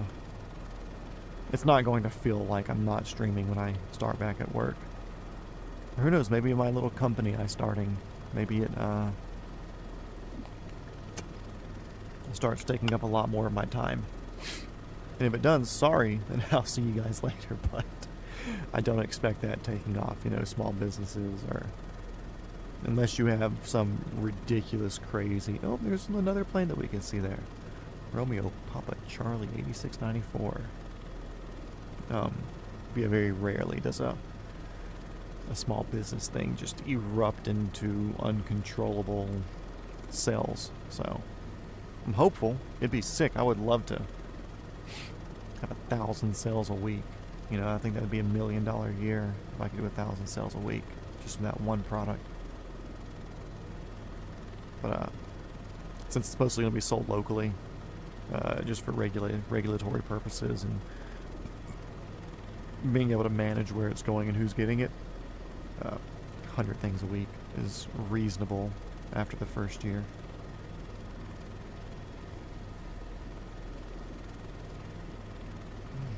But I also don't see that getting busy to the point where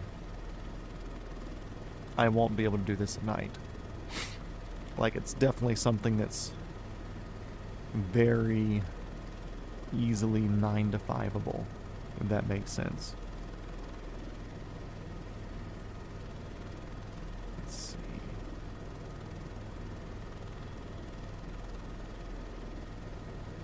Is that RPX?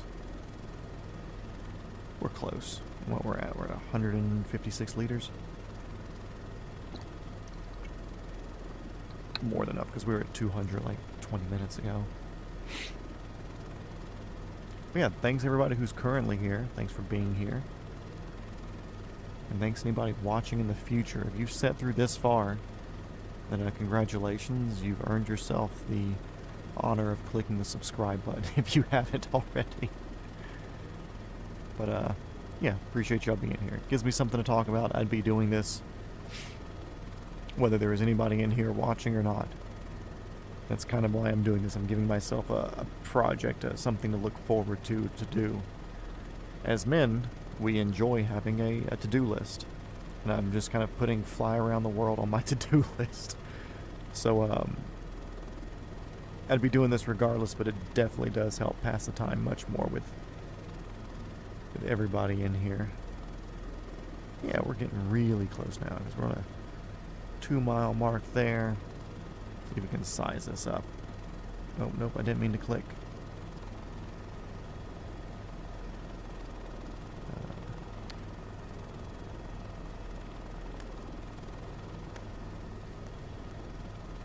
That's like 3 miles, so we got like 20-something, 20-something-ish miles. Whatever we can see with the thing of, oh no, all the freaking helipads are going to start popping up because there's a million of them down here.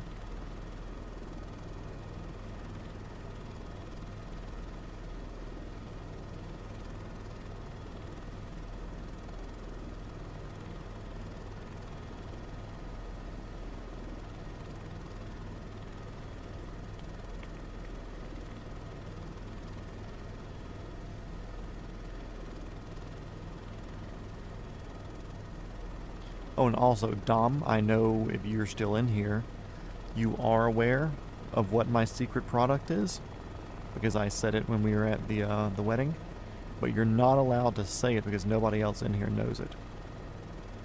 It's a secret until I can confirm its viability. And once that's confirmed, then it's shareable. Then I'll let everybody know and post the link and encourage everybody to purchase it, because that's the way I am.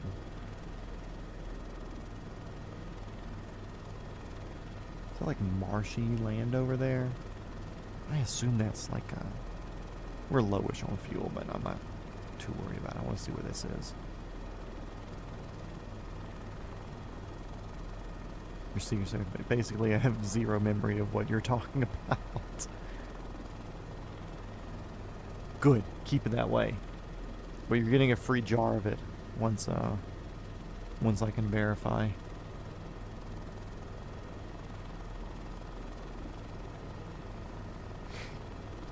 Okay, it looks like it's just sectioned off areas for something like fish farming or potentially some level of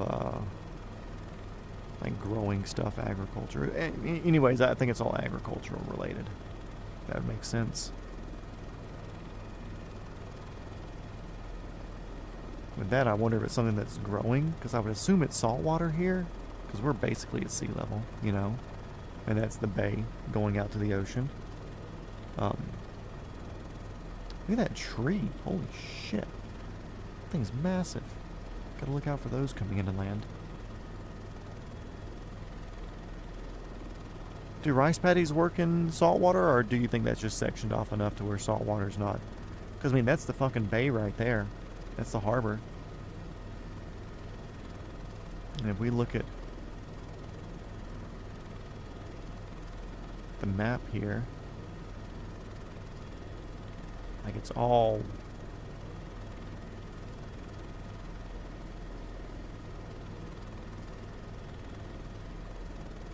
I don't know, because I mean big water's right here, unless brackish is okay, or maybe it's just high enough to where they don't have to worry about that. Unsure.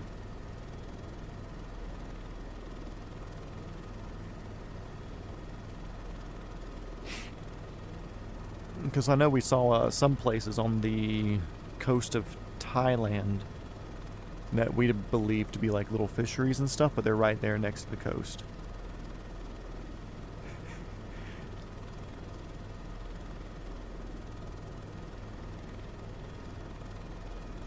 I literally said the secret product like within like 5 minutes of meeting them. just because I could physically put hands on them if I needed to. But he said he doesn't remember.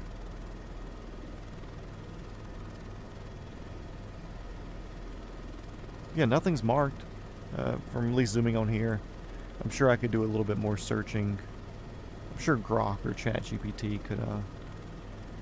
could tell you what's in all the agricultural marshy areas on the northern coast in Manilla, Philippines. But I don't know what would be saltwater unless it's just clean enough to where it's okay, or whatever it is could be brackish. But my guess is fish farms. That would be my guess.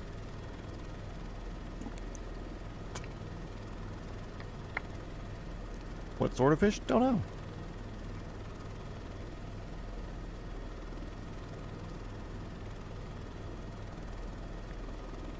And now there is a, I won't say intercoastal. There's like nice little rivers and roads and stuff kind of running here by the coast, and we're gonna kind of follow along through that. It'll be a little bit more fun, do some low-level flights.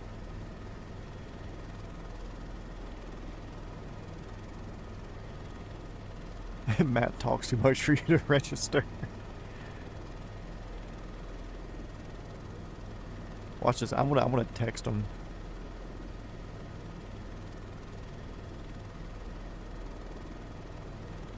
And I'm also going to text him my new idea.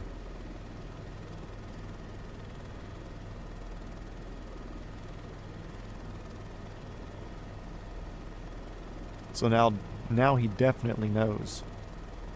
Unless he just throws his phone against the wall.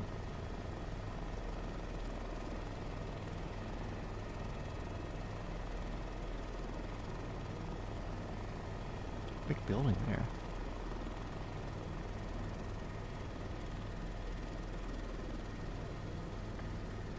Well, it's going to be a jar. I don't want bags, you know. So you're going to have to make it the old-fashioned way, because guess what? That's the healthy way to do it, which that's the reason why I'm doing it. But for that second one, it'll probably be a bag. I don't know how else to package that. But the first one will be a jar.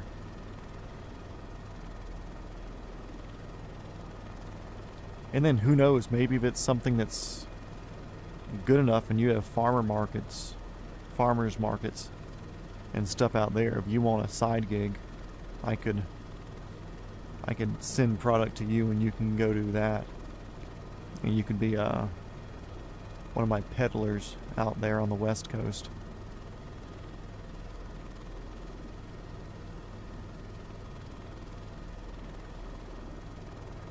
Because if it's something that I can eventually sell online as well, I would like to. So if that's the case, like the first ones will obviously be just like a jar with label or whatever. You get a free bag too. They're fish farms, cool. Which makes sense. The water thing was the thing that was throwing me off the saltwater bit. But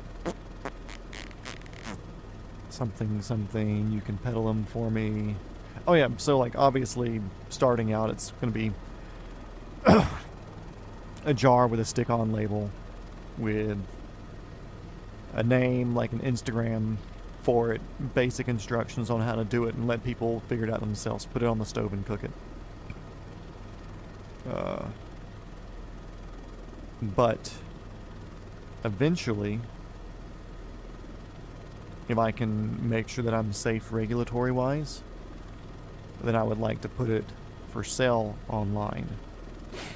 So that way people can buy a larger jar with like 50 servings, or 15 or 20 or whatever size jar for whatever the serving count is that would realistically last. You know, sure, I could get a giant ass jar and do 100 servings in it, but would they be able to eat 100 servings of that in the time before the product goes bad?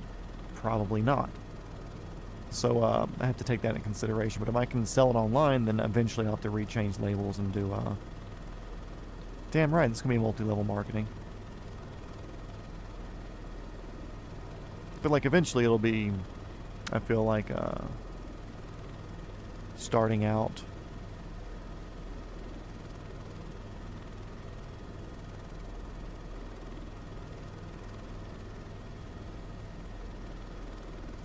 Don't email him shit. I know basically where you live, Georgia Plane Spotting. We flew over it yesterday. Okay, Manilla International. What is your name? Where are you? Ninoy Aquino International. This is helicopter 420 Foxtrot Whiskey, call sign Fuckwagon. We are basically right here. We're going to be aiming for your heliport, kind of over here on the eastern side of your airport, but we'll be staying clear of the active in the meantime. Nimoy Tower.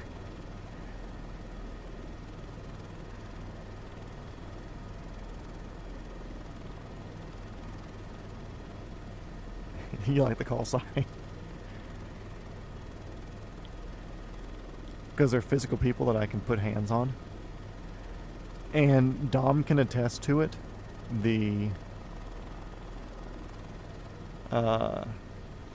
idea for the first one is so stupidly fucking simple that I don't want to lose the idea. Because it's literally taking the thing that makes the product and the thing to cook the product in and putting them together. And then selling it, then people will cook it at their own time. It's such a stupid fucking simple idea, and it blows my mind that nobody's done it yet.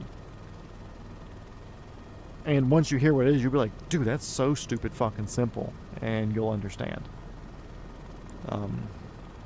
He's low as shit. I'm assuming that that's not where he actually is.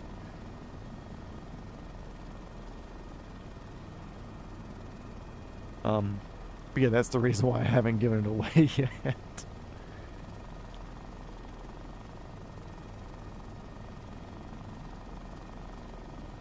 With 100 liters left, not bad. A wind coming from our 3 o'clock.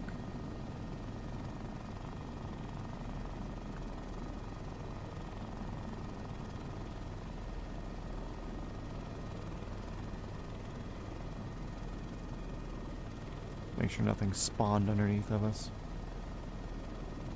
No, we're good. We'll just land here at the edge right here.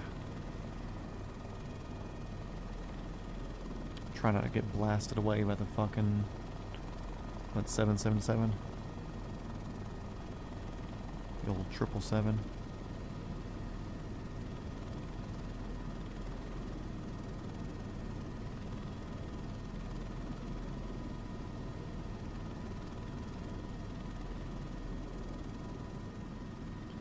Okay, we're on the ground. Turn the throttle down.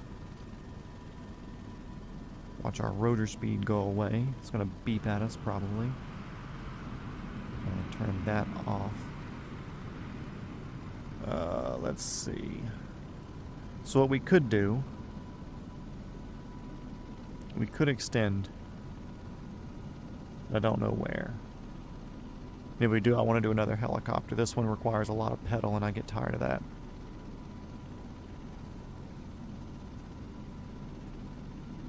Yeah, the helipad's really close to active, but that's where it is.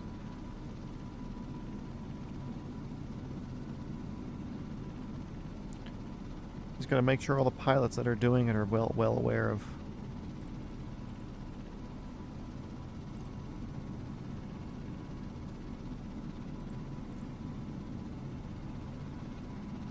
Well, how's that fucking battery switch work with the shield right there? That's great. Don't put your hands on the brake. What? You don't work? Oh. What about with my mouse? My click. Oh, rotor brake doesn't work. Okay, anyways, we're turned off. The rotor brake is just shit. So yeah, that's the first leg of today. We're going to hop out real quick and see how viable a second leg is. But we're just going to pretend that the rotors are turned off there. They should be, but the rotor brake doesn't work in this model for some reason. So anyways, yeah, that's a first leg for today. Maybe the only leg, but we'll see. So in flight, we're locked in here in Manila now.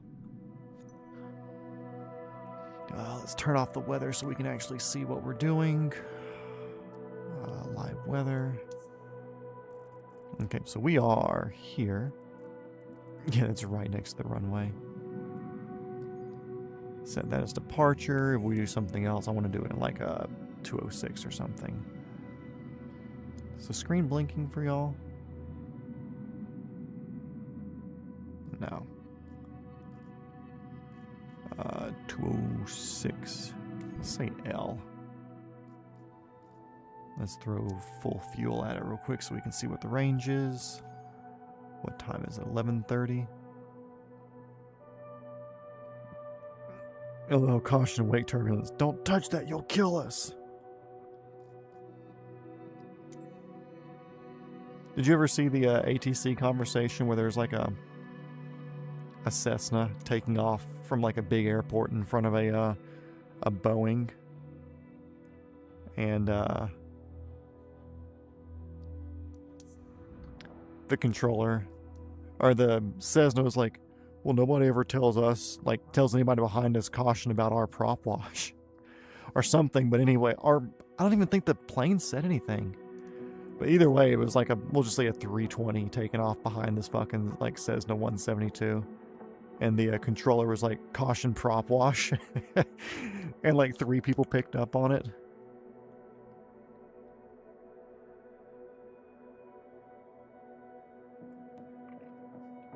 Okay, yeah, so we got plenty of fucking range to make it down here if we wanted to. What sort of airports do we have? That's a Air Force Base on one side with public on the other side, it looks like. Way down there. Oh, yeah, so general path that we're going to take. I think either way, we're going to have a brutalish water crossing within the next 2 days.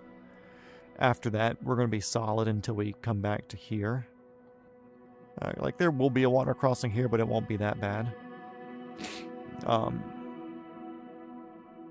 there'll be a big water crossing here. That's going to be our next big water crossing day, but it's not going to be terrible because we can... It's a 1-tank thing in a small helicopter. We don't need the 160, allegedly. But I don't even think there's a good air... Oh, there is one here. Okay. Is it landable? Yeah. Paved and everything. That's good. There's one over here, too. Okay, so both these islands are viable to land on. Fly straight to Sydney. I don't have the fuel. And Sydney's way the fuck down here. But when we do touch Australia, we're just going to come down to Sunshine Coast. Head out, hit the big bump in the middle, the zit, and then head up. I didn't know people had identified him as Steve, or if that's his real name. I just know Kennedy, there's always some funny stuff coming out of there, and I think it's the same guy every time. So yeah, I don't think today matters. Unless we wanted to come this way. And do a short jump there.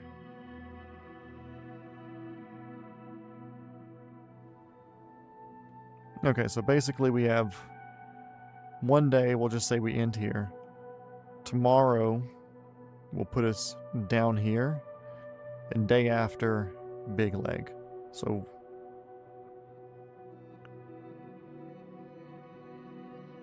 Or let's just say we ended today. Ended today, 1, 2, big leg. Or 2 days to big leg.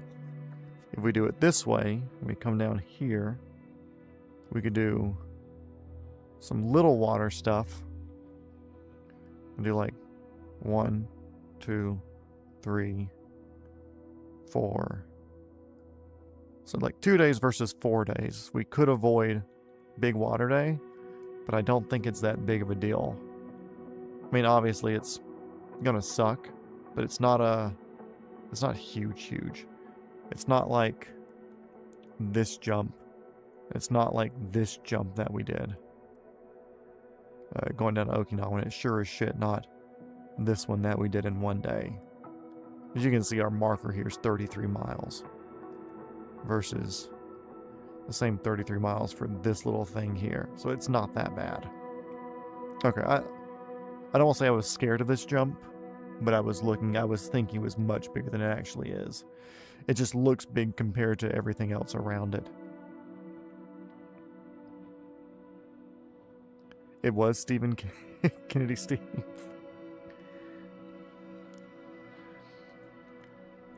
Yeah, world's favorite ATC guy. I want him to be my controller forever. Okay, so what do you guys think? Do we do another hour or so and put us over here somewhere? Like Middle Island at a Naga? Because like we could go further, but I don't want to do too much. Or do you want to shenanigans around a little bit and go do things?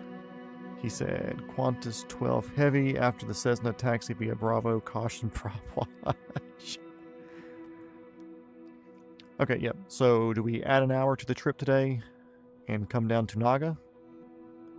Or do we go do shenanigans stuff or career mode stuff or whatever else, wherever else on the planet? I'll let you guys figure that out.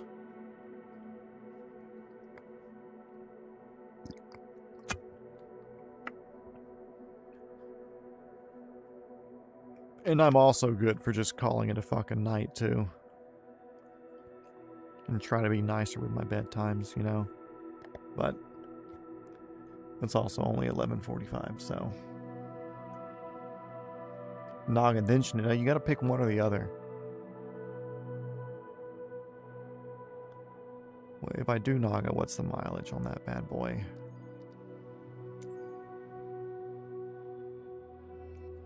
$145 miles, so yeah, a little bit over an hour.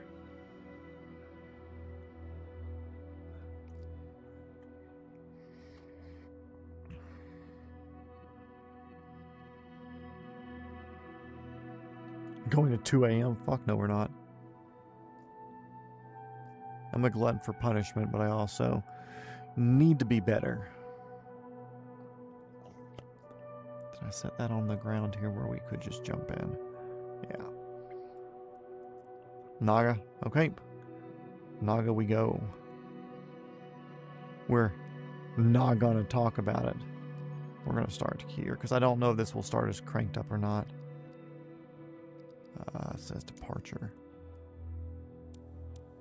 And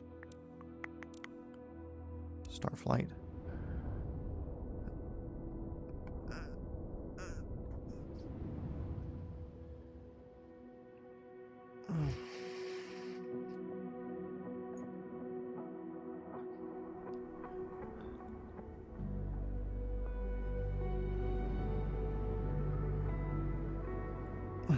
Did we say Naga with an R on the end? Okay, guys, welcome to the Bell 206 Lima 3 L3. They call it that one because it's longer than the Bell 206 Bravo. The Bravo would just be like getting rid of this little section here. But, yeah. Hop in. Make sure we're centered up and sitting correctly, then get locked in here. I can scoot forward a wee bit. I can get taller. We can start startup procedure. Battery, horn, throttles down. LA flights is Frankfurt right now. Okay, they have the stream starting at 2 a.m. Jeez. Yeah, some hellos, some helos. They are right seat, some are left seat. It's kind of a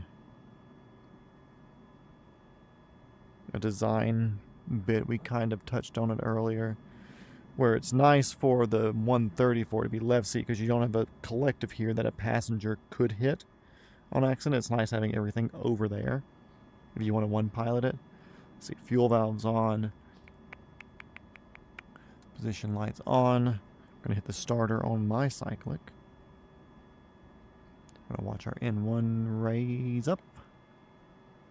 Gonna get to 15. We're gonna click over to idle. Boop.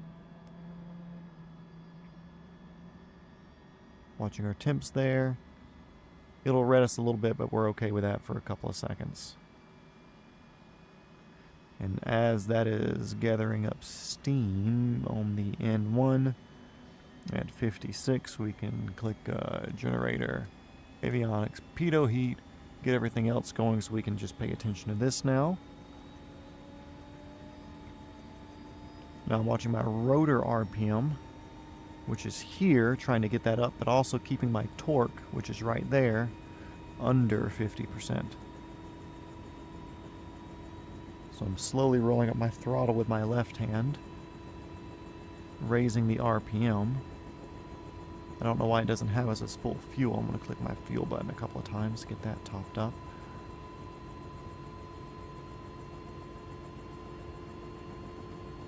Still under 40% there. That's plenty good. Oh.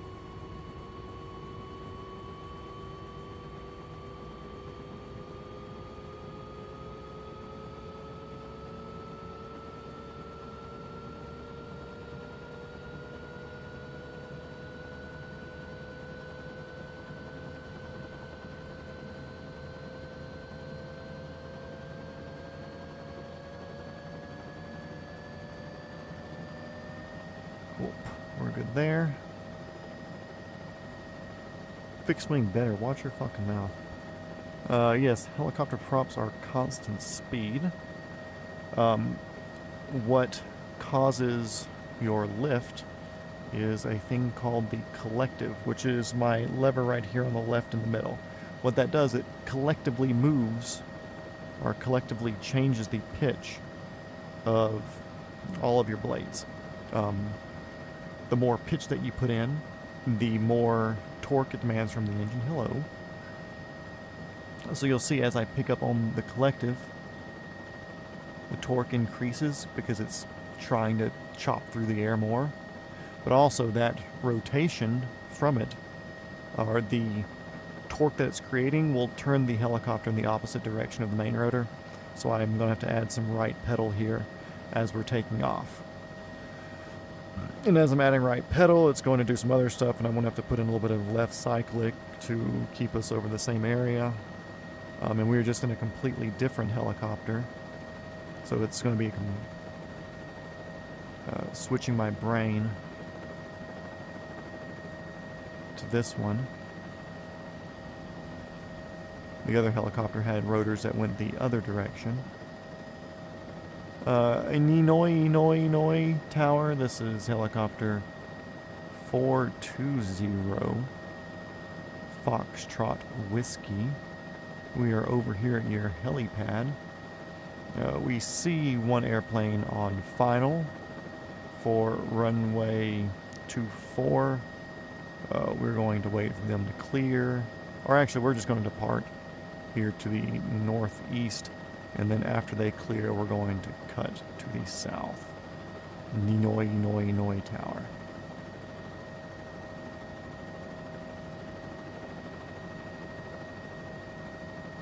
But they're on a 4-mile final. I don't want to mess with them too much. Although it really doesn't matter. I could fly into their plane. It wouldn't change anything in the game. But we're going to play it okay, you know.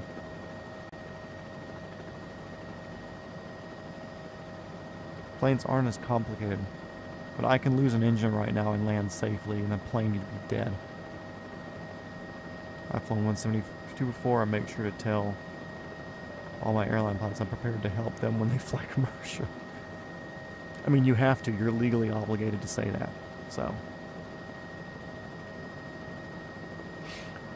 Illinois departure, traffic in sight. We're going to cut right behind them.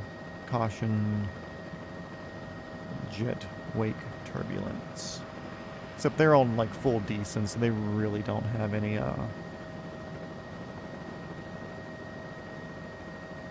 air coming out the back. It's just vortices and stuff off the wings.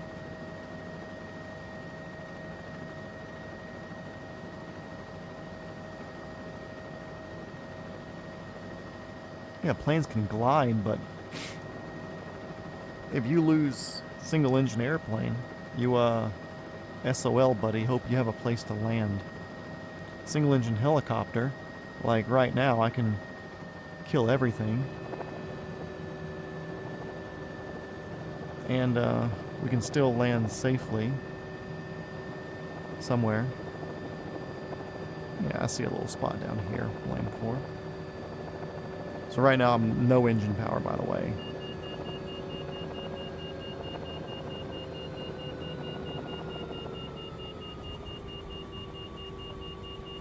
A little bit of a rough landing, but there's really no place to land down here anyways. But can't do that in an airplane. Sorry, bub. Having to do VR. With helicopter, I think it's almost necessary to do VR, just because majority of the time I'm flying very low to the ground and I'm maneuvering in tight areas, because part of the attractive thing about helicopters to me is being able to do that, maneuver in tight areas and do stuff like that over the power lines here. So it makes a significant difference.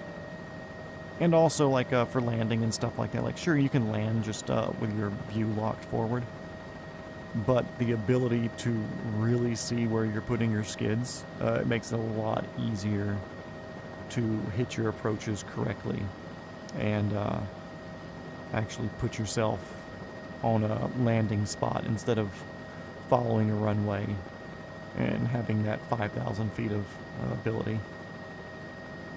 Right now, we just left Manilla, Philippines, and we're heading to Naga.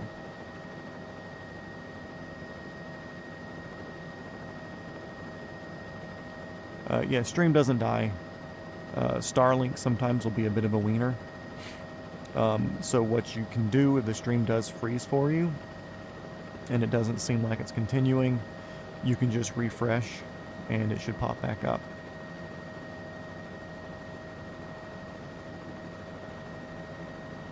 Yes, talking about your little goody two-shoes parachute, the parachute's also not available at lower altitudes, so sorry.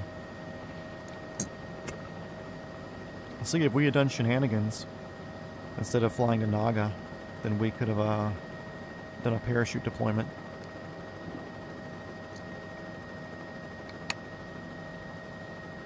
Yeah, Digital Wings, if you want to hop on, we should still be in the East USA server.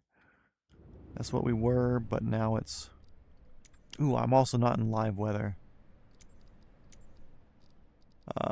Online.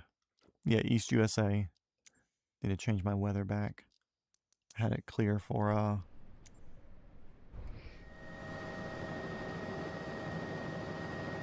So let's fix my seating position first, since it messes up after the pause menu. I'll say it looks way too nice to be a multi-shot match stream. Hey, you can see the helicopter move with the wind change. But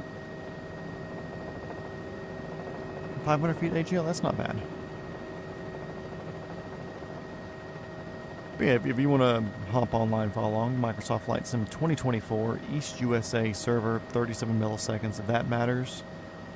And we are just to the southeast of Manila, which is the La Minoy airport, whatever it is. And we're heading to Naga, which is kind of east on this island chain. Where if I were to look at this, we're there, we're heading here. But we're currently over the water. Just to the, this lake right here. actually move that to this seat now.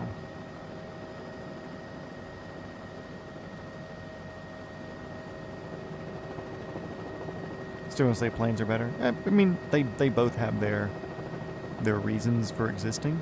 They both have things that they're good at. And they both have things that they're bad at. Helicopters just happen to have more good things. Like, okay, cool, we can't go as fast, we can't go as high, we can't go as far. But everything else is Team Helicopter, as far as I'm concerned.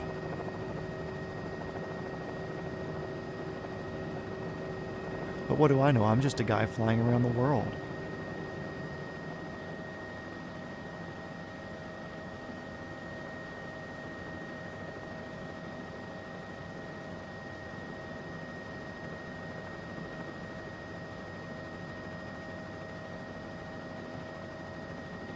Looks like more fish farming stuff out here in this lake.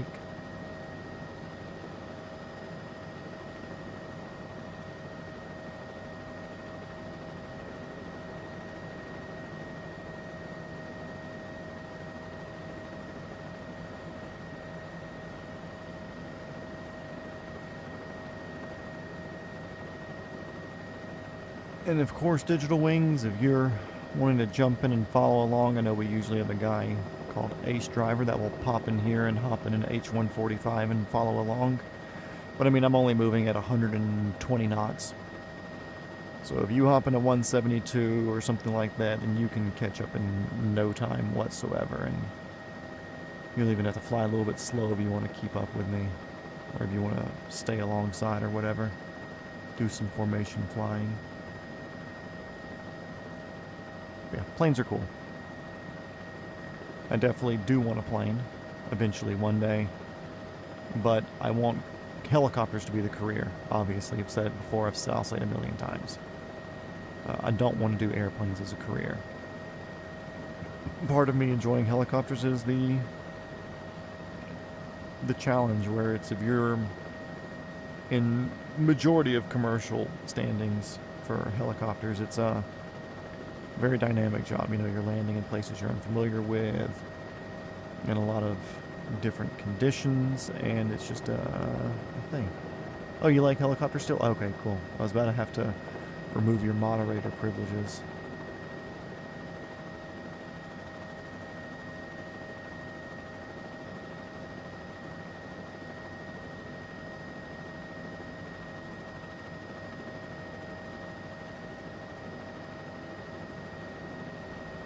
Oh, of course. Sleep good. Hopefully we'll see you again soon. Like I said, I subscribe to you on my personal YouTube thing that I monitor the chat with. So multi-shot Matt doesn't, but there's another one that followed you. That was me. But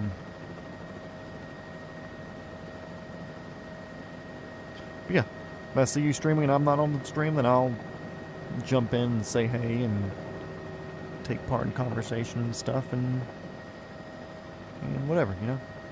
The Around the World community supports the Around the World community.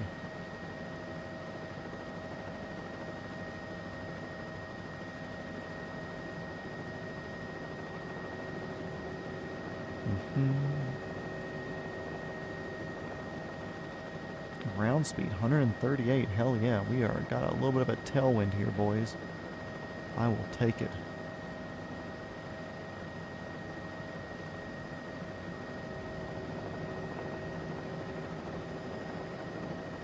Yeah, we haven't got under a bridge yet. All the ones I've seen have been really, really low. Maybe we'll find one up here.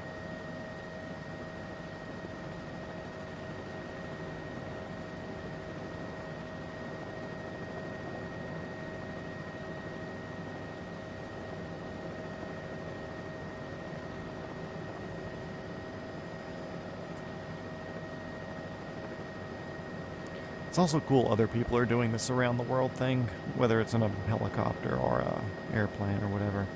Which I'm sure there's some airline people who have done it, and they have like a good 24 hours worth of streaming, you know, like 3 episodes, like 3 long flights or something. But I think the general aviation community will probably start doing this more as a series. I haven't seen many people really doing it. Like, so there's that one helicopter guy, but he's just like, his thing says flying around the world, but he's just landing at different airports in like the same country, or all the airports in the same country or something. I don't know. He's a helicopter pilot in real life.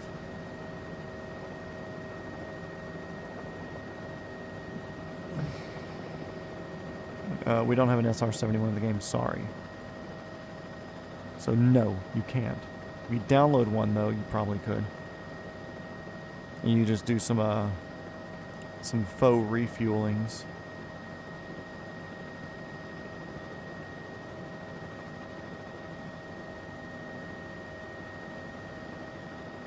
What's the range on a 71? I don't think I've ever looked at that before. Curious. So what type of downdraft are we getting here? I guess the tailwind's not really helping much with lift. Yeah, we got like a 10 knot tailwind, which isn't bad. Wish there's a 40 knot tailwind. That'd be nice. Also, we were full forward. Like, this right here is full forward on the cyclic, so... I'm over here like, man, why is it not pulling up any? I'm pulling back on my cyclic. Well, we were full forward. We're still forward of center when I pull back just a little bit. But I'm chasing the airspeed, boys. Well, as much as it can give me.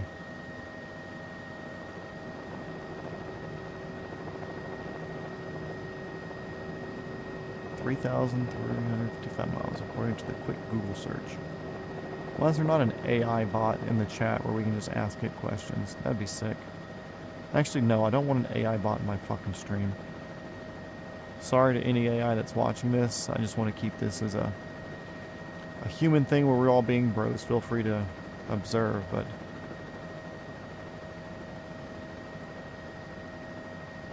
Grok's kind of cool. What was it? It wasn't OpenAI that just said their new model like sabotaged the thing that would be used to shut it down and was like actively lying and trying to cover up for itself and stuff like that when asked about it or confronted about it?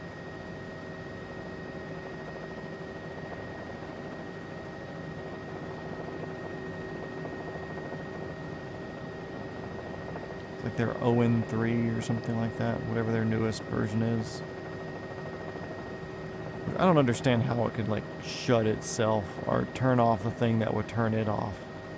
Like just unplug the fucking computer. I understand it's also like a giant server bank with dig tons of processing power, and it's like, cool, turn it off. It's easy. Turn it off. Unplug it. Take a shotgun and shoot every single bit of memory. Run it through a microwave. What sort of safety systems do they have anyways that can turn it off?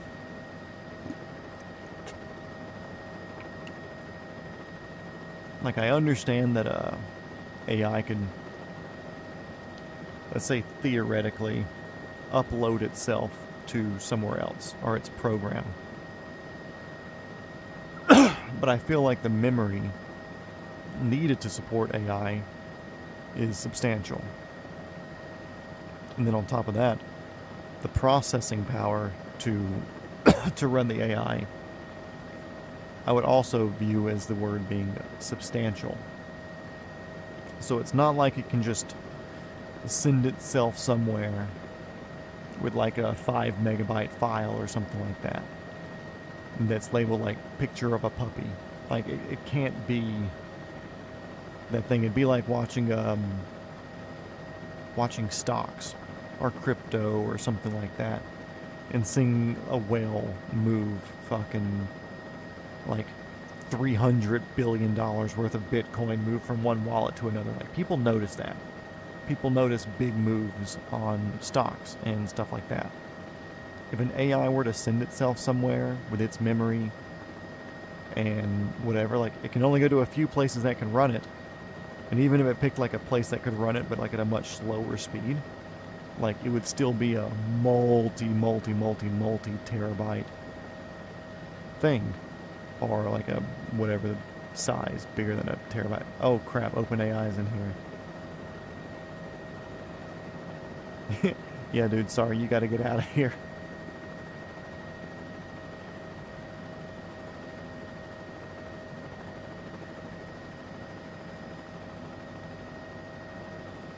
I appreciate you dropping by OpenAI, though.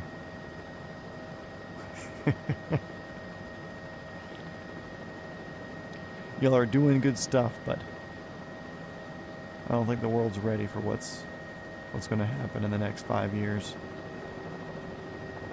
I'm not ready. Bye, see you later.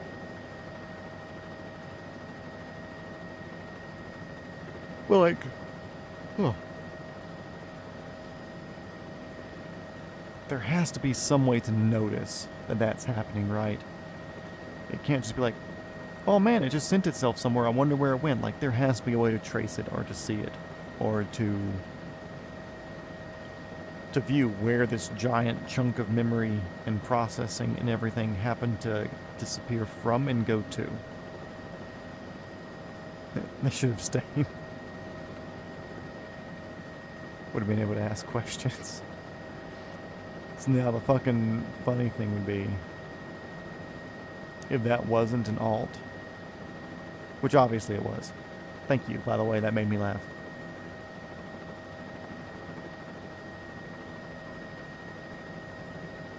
Yeah, large language models are very, very large. Like, they have to see where it's going.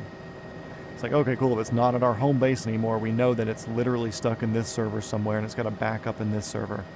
Go unplug the fucking machine. Like, there's no like, well, there's battery backups and stuff like that. Yeah, but it still plugs in somewhere. Like, there's still a cord.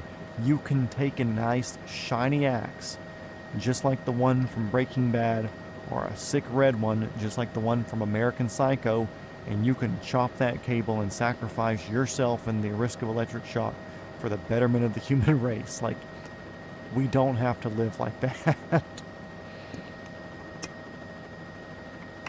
Well, if somebody plugs the computer back in, it can reactivate. And they need dedicated server facilities to hold. Yeah, exactly. It's like, even if it was able to upload itself somewhere, be like, oh, it's in the cloud, you'll never find. The cloud is still based in a server somewhere. All of these Google things, fucking the YouTube video that we're watching right now, it's backing itself up to YouTube. Oh my god, it's in the cloud. No, it's in a server room in a fucking warehouse. You know, it's not like it's this crazy, unbreakable, unobtainable thing. You know, it's like a human. If I were to become evil into a form like, let's just say an evil AI model, it's very possible for me to get somewhere and disappear right there, right out here in the woods, and nobody will ever find me, and I can run guerrilla activities everywhere. You know, it's not like it's a person that can just walk away. You know, it's a giant program and a giant folder and a giant file and a giant electricity using fucking thing. Go unplug it. Turn the sprinkler system on, water that bitch out. Fry it. Take apart your microwave and mount it on like a shoulder rig or something and just walk through that thing and blast microwaves at all the processors. Get a big magnet. Drop that bitch through the window.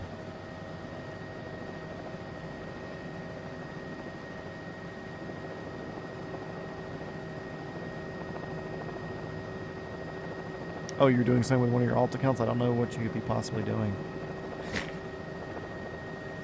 Oh yeah, the number of people who think the cloud is just literally just oh, your information's out there in cyberspace now. No, it's stored somewhere. It's stored somewhere that's physical. Now, of course, most server facilities and people that do server stuff will understand that backups exist, and you have there are ways that servers run where it does like 2 backups, and like it has ways that it repeats the information, so that way even if you lose 10 terabyte drive, like some massive, like, whatever drive that's in these servers. Like, cool, it's backed up somewhere else, and it can repair itself. Where whenever you put in another disk, it'll repopulate that disk with all the information. Like, you're not going to lose the information unless you get rid of all of it. And then, easy, cool, unplug it. Unplug all of them. If it's on 10 different servers, unplug all of them. Done. Set it on fire. You can get rid of it somehow.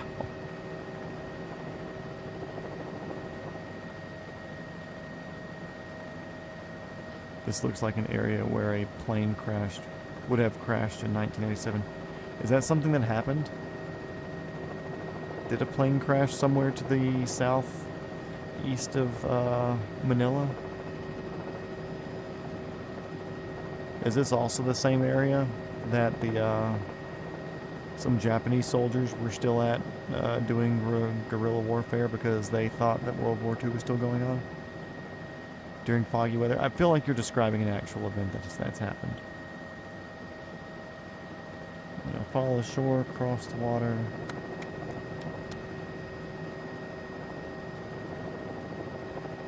Yeah, I say we cross the water and stay on track here. We'll go over to this island. I was gonna follow this shoreline, but that's just tacking more and more and more Taiwan, you know? And I'm not gonna be getting out of here at 2:30 like you said. I feel like you're describing an actual event.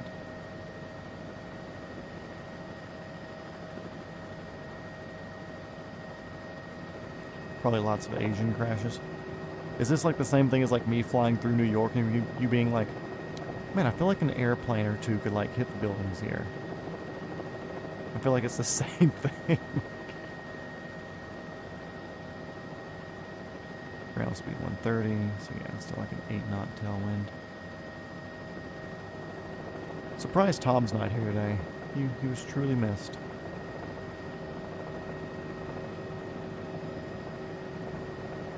Oh man, I love glassy water. Boy, this isn't fucking annoying. I should have stayed in the land, but I'm already committed. I'm definitely so much further this one way than the other way. Is that a plant? Yeah, that's smokestacks.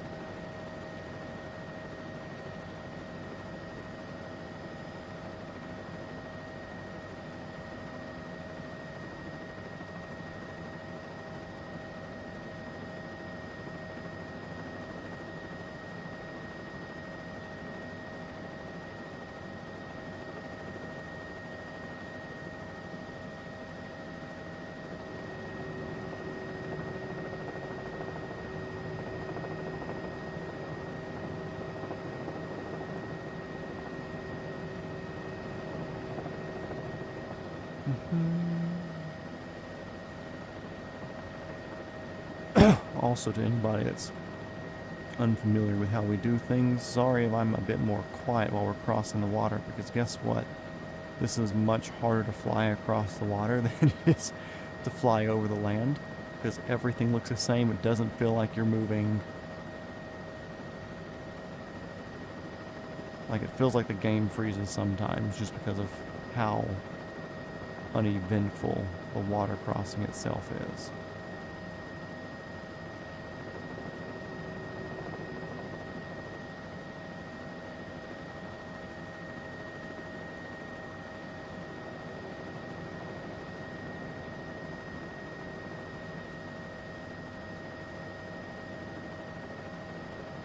September 19th, 1987, an Airbus A300 crashed somewhere around here. Okay, yeah, so you were talking about a real event.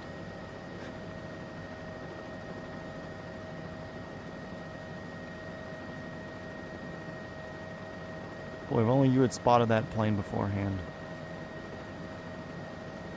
I assume they found it. I assume that's a big enough plane to where it's locatable once it crashes. It's not like MH370, they just like gone. Also, did you see that they are starting up a new search for seabed searching for MH370?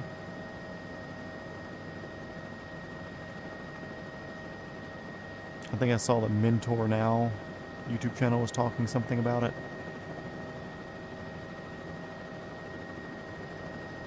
Where they had got some like extra information of like shortwave radio signals and stuff that was lining up, and they think it ended up in this one particular area.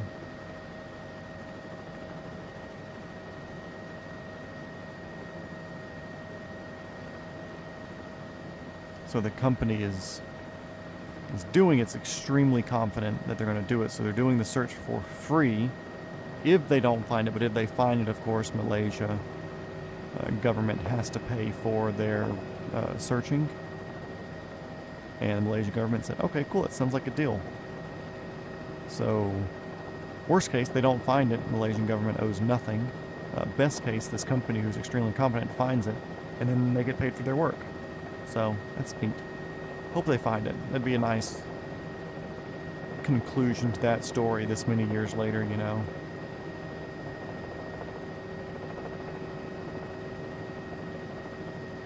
I know for a while, right after it happened, there's a theory that it got turned and delivered to like Iran or something, to where there's just like one random airstrip somewhere, and it was possible for it to make it that far and land there. See, this is like, doesn't feel like we're moving forward. Like, we still got 127 knots airspeed.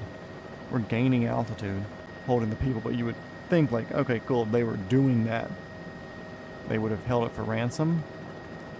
But at the same time, there is also the thought like, okay, cool, they're just getting that plane to save it later, redress it as something else, and use it as like a false flag for another event or whatever. But the more I've watched on the shortwave radio tracking of it, the more I'm likely to assume that it's like just a big elaborate suicide by the pilot. Was delivered to the moon.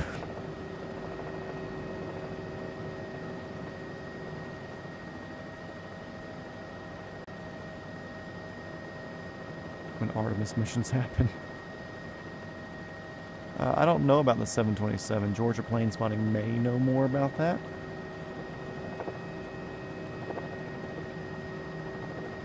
Yeah, so like I said, there's a MH370 theory about that. But then there's, if you look at their, like I said, Mentor Now did a video here recently about why the search was starting back up. But the pilot or whoever was in charge turned off all the tracking equipment, and there's a gap between like the Philippines and China, or Malaysia and the Philippines or something. There's an airspace gap where once you leave one, or once you say bye to one, you have to check in with the next person. So like they said bye to whatever airspace they were leaving, and they never clocked into the other one. They turned off all their tracking and stuff, so nobody knew to look for them for like hours when they weren't where they were supposed to be. But like the one satellite system kept doing like these little, they call them the handshakes, where it's like, okay, cool, you're there, cool, you're there. Whereas like for the Wi-Fi or the internet, or maybe it was like the company satellite phone. I think that was it. I think it was a satellite phone. Anyways, whatever it was would do handoffs like once every 30 minutes or something. And they were able to track the handoffs. Where's my thing?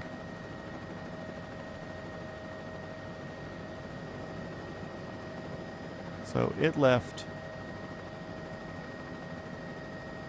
I can't zoom out anymore. It left down here, wherever. It was going up this direction, skipped its handoff, went back down this way, then way off the coast down here somewhere, and they were tracking all the handoffs that way on like the forensic reinvestigations or whatever of it. And the handoffs put it that way, but then there's also a technique where with certain shortwave radio, I don't want it that close, where with a certain shortwave radio frequencies, you can tell when something flies through whatever altitude, because that's the altitude that these waves would go through, and people have known that and they've been able to calculate that and figure it out. So they are also able to track where this plane was by the interference of radio signals and transmissions that were happening during that time, which is all logged, and the stations are logged and everything. So they're able to like backtrace all this, and those all match up with the satellite phone handshakes that were happening. Tom Guo, yes, I heard about an American Airlines 27200 that was delivered to an airport in Africa. It landed at the airport, then someone did something with it one night and it was never seen again. Malaysia, Thailand scenario, that sounds right. Assumed to be somewhere in the Indian Ocean west of Australia. What, the 727 or 370 is west of Australia? Because the 370 that's where they're saying it is. And that's where I'm assuming it is, because I've done some of my own research too on how that whole handshake system and satellite phone, whatever, worked, and the shortwave tracking, and I'm pretty confident with that.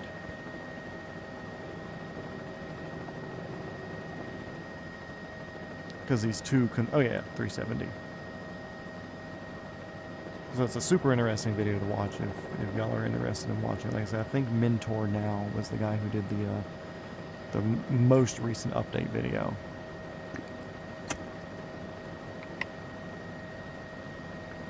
But the thing is, like, the ocean's just fucking big. So it's so hard to say, okay, cool, we covered all of our ground. But they've got new tracking software that covers a lot more ground a lot more effectively. It's like, cool, you got one boat going through and maybe it can search the seafloor 10 miles on each side. Maybe, if you're lucky to get like accurate readings or whatever at that depth for that distance. But if you're a mile off here, mile off there with where your estimation is, then you're searching the wrong area, you know, and you'll never see it. So, fingers crossed they find it. I do think it was a suicide by plane, as sad as that is. On invite flight. And you went down west of Australia.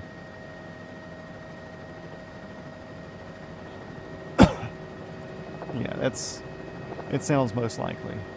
Like I said, if you want to be full conspiracy, then yes, there is the possibility that it made it all the way up there. But people who have nothing to do with a government agency said, hey, we know that we can like tag planes in different areas of the world with different things. And a completely independent person outside of all this said, oh, cool, wait a second, look, we can do this. And guess what? That information's all public knowledge. And you can go there and you can find all that stuff too. And you can find it back saved on a lot of different people's things. So it's not just manipulated sound or whatever online. So that's the thing. That's a whole fucking discussion there.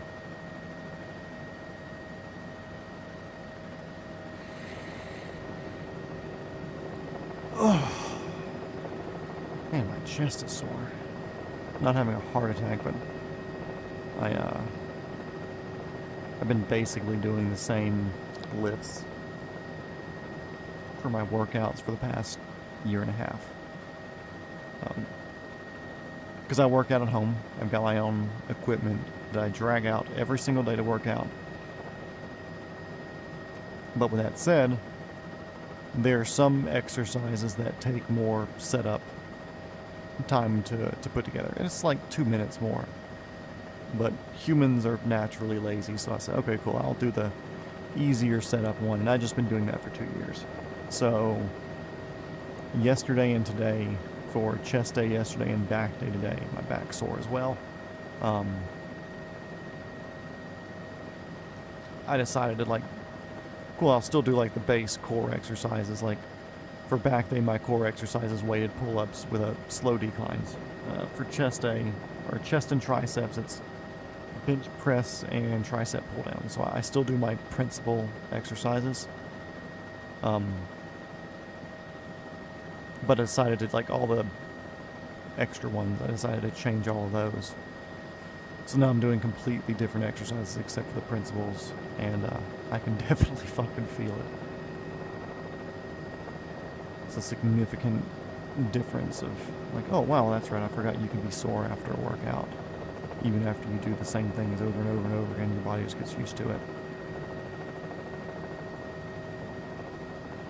Crashed in Antarctica. Interesting.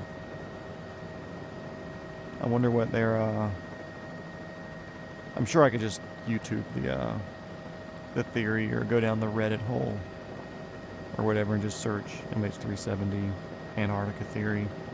So I'm sure they have some sort of decent backing with it.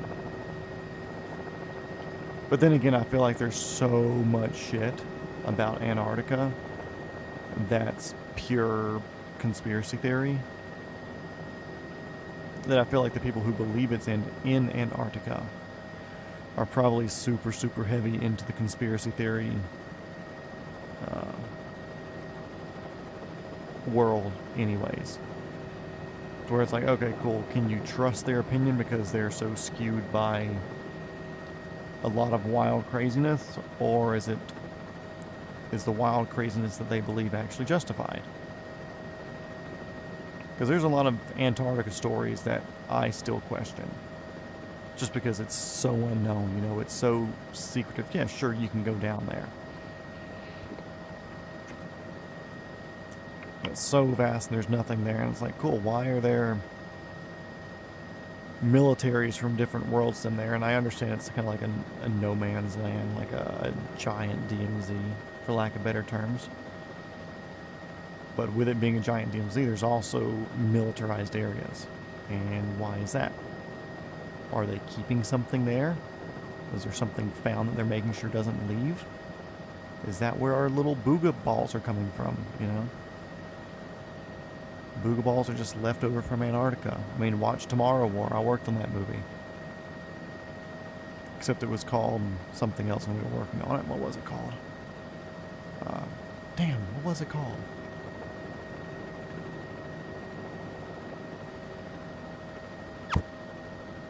Shit, I forget the working title for Tomorrow War. That sucks.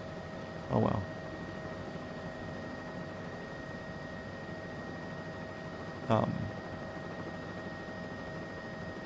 But yeah, so there's a lot of weird shit happening with Antarctica, so it's one of those, I don't know if I trust it, but also could be justified for when people bring up weird theories about what happened there, or what's happening there, or anything 370 related for that bit.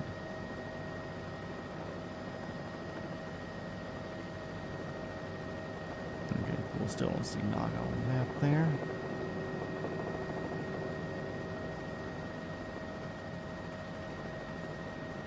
Got another water to cross.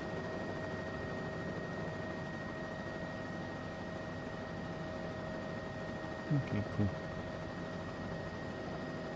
100 miles-ish.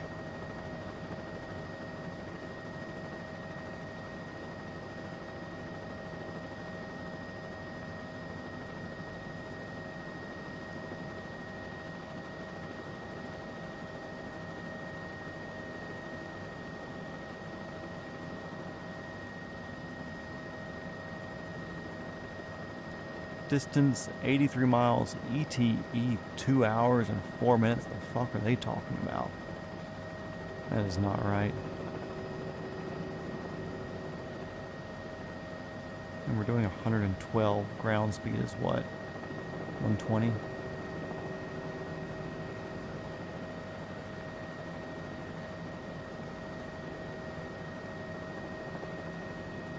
Mr. Semi making error was debunked.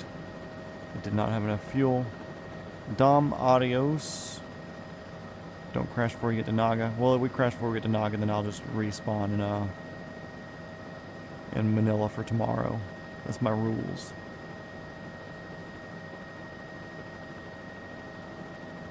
But anyways, adios. See ya.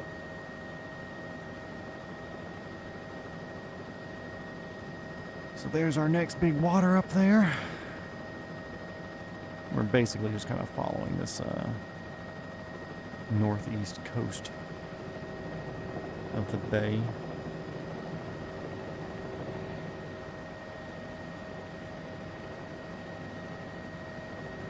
Ah, I see what it is. It's thinking our next waypoint's takeoff because we didn't do the flight plan. How do I advance the flight plan?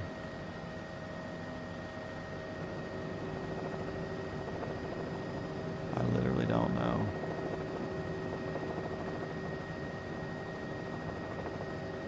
It has us going from parking to takeoff. And it's like, dude, you're 80 something miles from your takeoff point.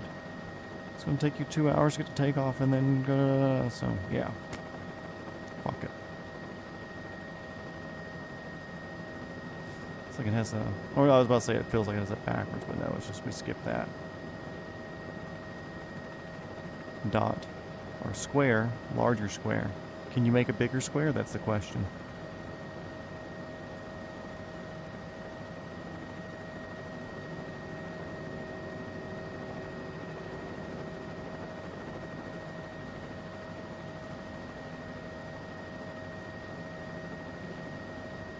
I am taking a 1-2 heading, I think. 120.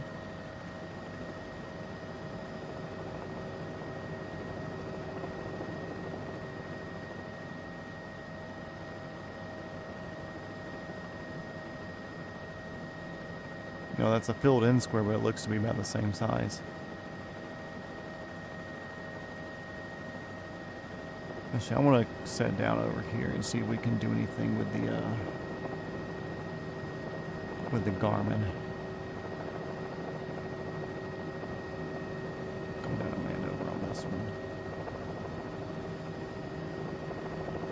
Actually, we'll land on this beachy thing up here. Stay in line. No need to circle around. We're not going to stay in line with what we're doing anyways. You know?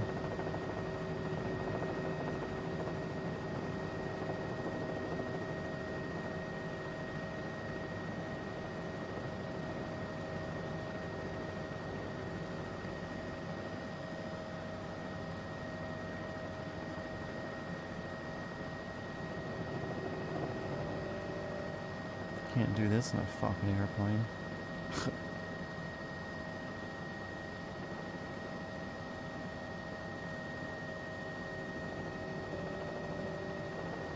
Definitely can't do this in an airplane. Fixed wing,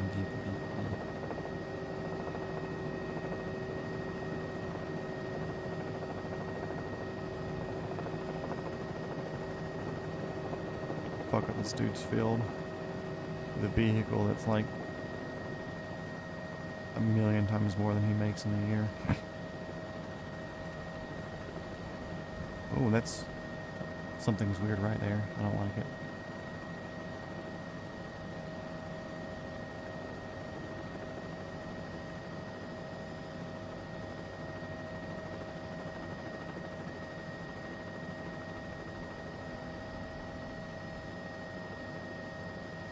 Okay, let's see. Nav.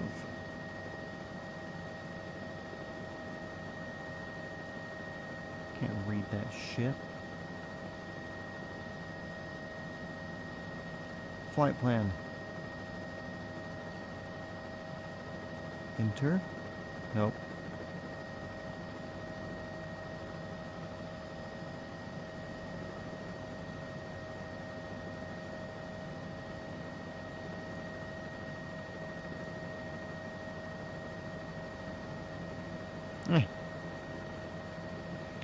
Boy, I wish I knew how to fix that. Let me just turn off the avionics. Easy enough. Dang it, it just takes me back to where I was. Oh well.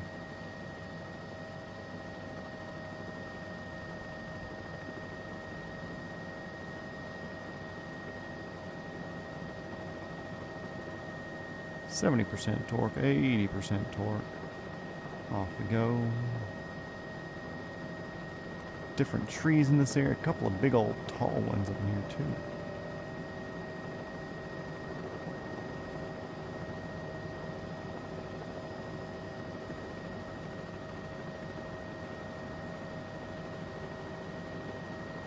No, that's the biggest square. Last Saturday I set in a P51 with a modern Garmin panel mixed in with the 1942 steam gauges and stuff. Nice.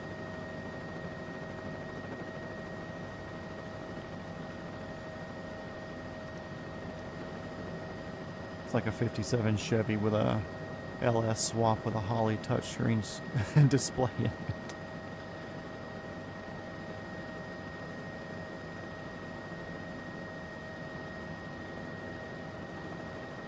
It's like, unless you're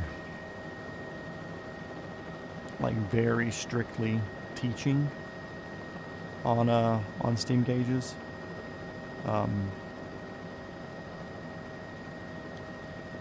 or you're just trying to keep something like as original as possible. Like, I don't see the point in not going to some sort of glass in the cockpit, you know.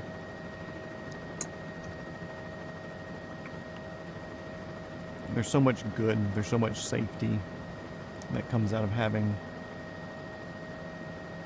a Garmin setup or whatever company's set up if it's not Garmin.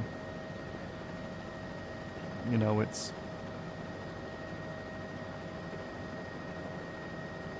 such a benefit to have for yourself, for people around you. I don't see why you wouldn't, you know.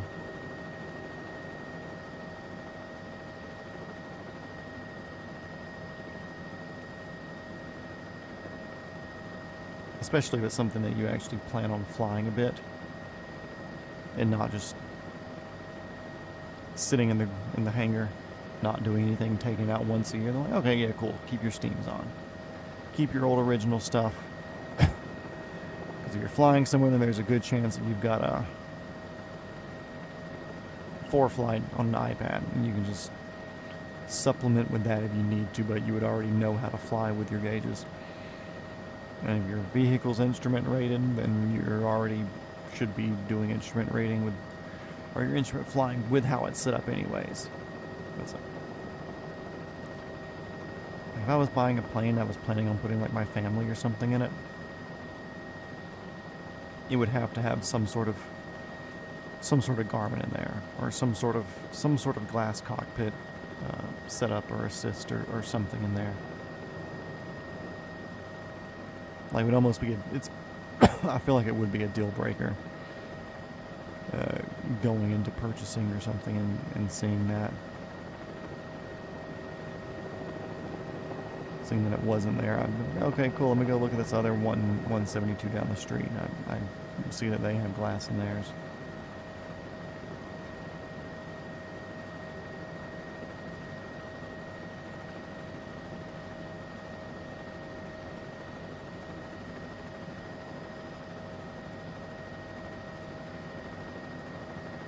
It has the Garmin radar because it was FAA protocol in order to be able to know where the plane was.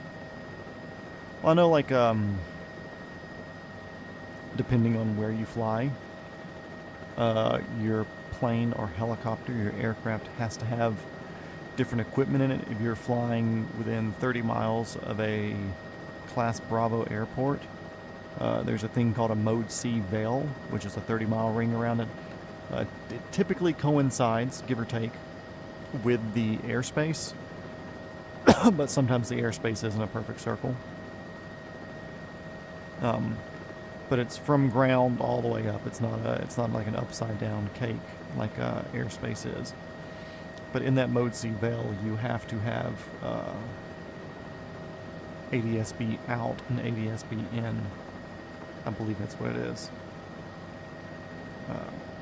So yeah, if that Mustang's flying in some of these areas, and maybe the dude lives somewhere that just happens to be inside of a Mode C area, then you have to have one of those on. Or you have to have a, not ADSB, it has to be like a transponder, GPS transponder, whatever transponder, to fly within the Mode C veil. So if he lives in one of those things, or if he plans on flying one of those pretty often with whatever his flight plan is, then yeah, he's gotta have one of those at minimum. And I know a lot of Garmin's and whatever other brand glass cockpit setups have those built in, so you're already doing that, you might as well throw that in. And if he's flying the P-51 as often as I would if I had one, then I would sure as shit put one in there.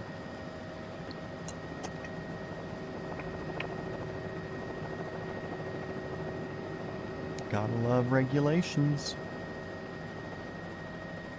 7 people in here. What's up, everybody?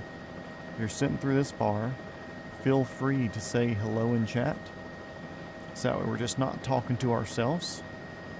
We'll be happy to answer any questions, talk about whatever you guys would like to. Also, if you sat through this far, there is a like button you can click. It does help out. And subscribe, because we still have like another 80 to 100 days left of the series. Currently in the Philippines, we decided to extend our leg today past Manilla and down to Naga. And we have a lot more flying to do. We have Australia, we have Southeast Asia, we have the Himalayas, we have all the sandbox out there where all the wars have been happening. Now we're going to see the pyramids. We're going to go to Benghazi and do an extraction. We're going to fly over the Mediterranean up through Greece, explore Europe, get back over, eventually get down into South America, then come back up through Central America to finish it out. But we got a lot more flying to do, everybody. So yeah, I see Dom left. Yeah. Please, someone chat. It's boring now that Dom left. Oh, there's 6 people in here. We asked too much from them. But I do wonder what the watching experience, especially on something like this, for people that don't chat. Like, I'll watch live streams of different things. Like I said, one of my guilty pleasures is watching Grand Theft Auto roleplay. Because I think it's basically just improv comedy and role-playing with a lot of these people. And it's neat to watch, because you're kind of in this sandbox where you can spawn items and whatever and put yourself in whatever situation and play it out and have other people play in with the scenario. But for this, it's like, if you're watching it, there's nothing else going on. It's me yapping. It's just me sitting here fucking talking. But, just like a History Pirate was saying yesterday, that, he'd been watching before and he just enjoyed the commentary, and he was watching and he didn't say anything until a couple of streams later. So, who knows? If that's y'all, we'll hear from you eventually. You will talk to us. And you are going to enjoy it.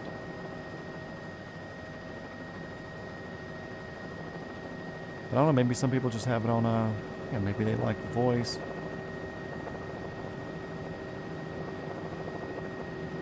ASMR Matt yapping about stuff. Here, for the ASMR people, I'll be quiet for like 30 seconds.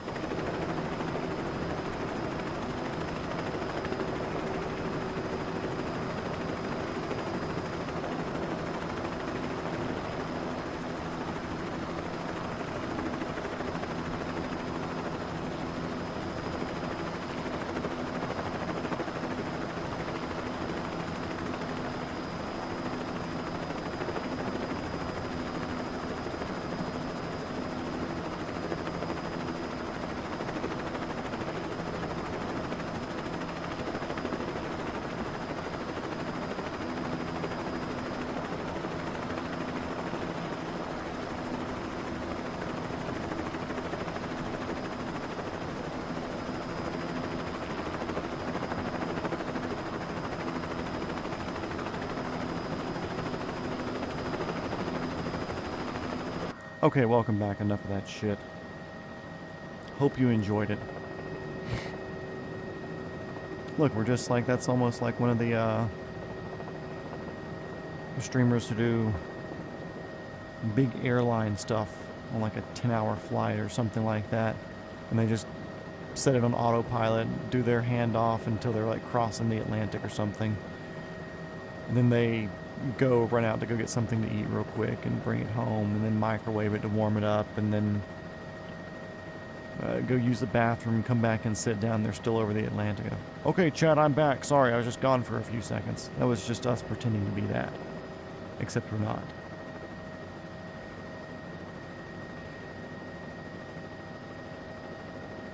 Also got kind of wiggly in that that little ASMR bit because I got bored. Well, I was trying to like change the chopping sound a little bit so it wasn't like just too uniform of a sound.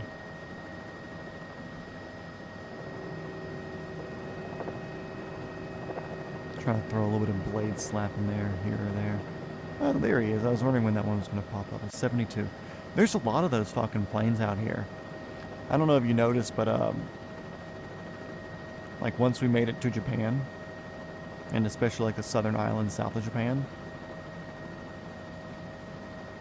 a lot of like the AT-72s and stuff like that are out. Oh, cool. Little hidden resort area. Looks like they got a pool or a blue roof. No, I think it's just a blue roof. Never mind. But yeah, a lot of those planes, I guess those big twin-engine turboprops are kind of optimal for these sorts of things, where people can go from one place to another on the island area, but they don't need the huge altitude capabilities and whatever of like a 320 or a 727, 787, 737. Who knows? I don't think they need all that. But for something like that where you can stick 100 people in there and go to 10,000 feet and travel at 250 knots or something, transverse a couple of islands, it's probably a pretty decent setup, I would assume. They're popular enough to where it obviously makes like a whatever level of financial sense or logistical sense for these island areas to use that platform.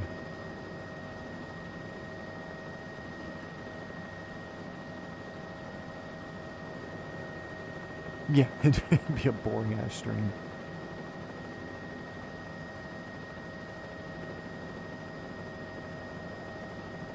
Weak runway. So is it like a runway weight thing then? Or are you just saying weak because they're short and incapable of handling a real man's airplane?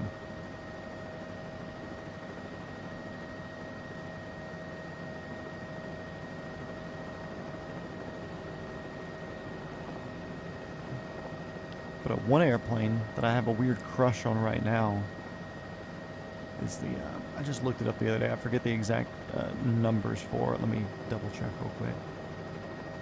The Casa 235, which they use it as like the Guardian or whatever for Coast Guard. They have some sort of cool name for it. Casa CN 235 300 Persuader.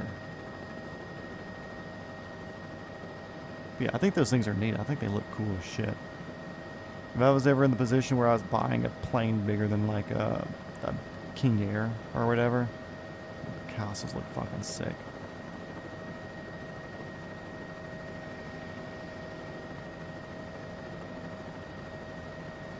Like how we were talking about how Cletus has the PC-12 as like their company plane. Dude, a Casa, I mean, even though like you're limiting yourself to a lot of runways, there's a lot, most paved runways can handle that, I would assume.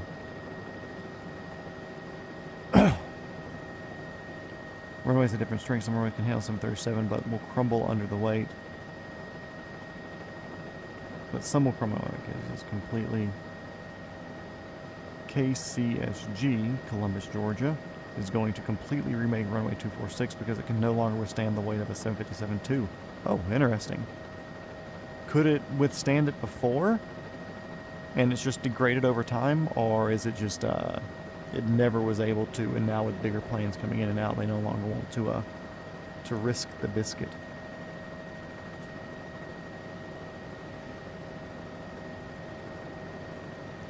Yeah, if for whatever reason one day I am just in the money and I am looking for a plane, I will give up speed, I will give up a lot of whatever benefits there would be to having like a twin prop King Air or whatever. And if I could have a Casa 235, then it would be a beer. I would very strongly want one of those just because I think they look fucking cool.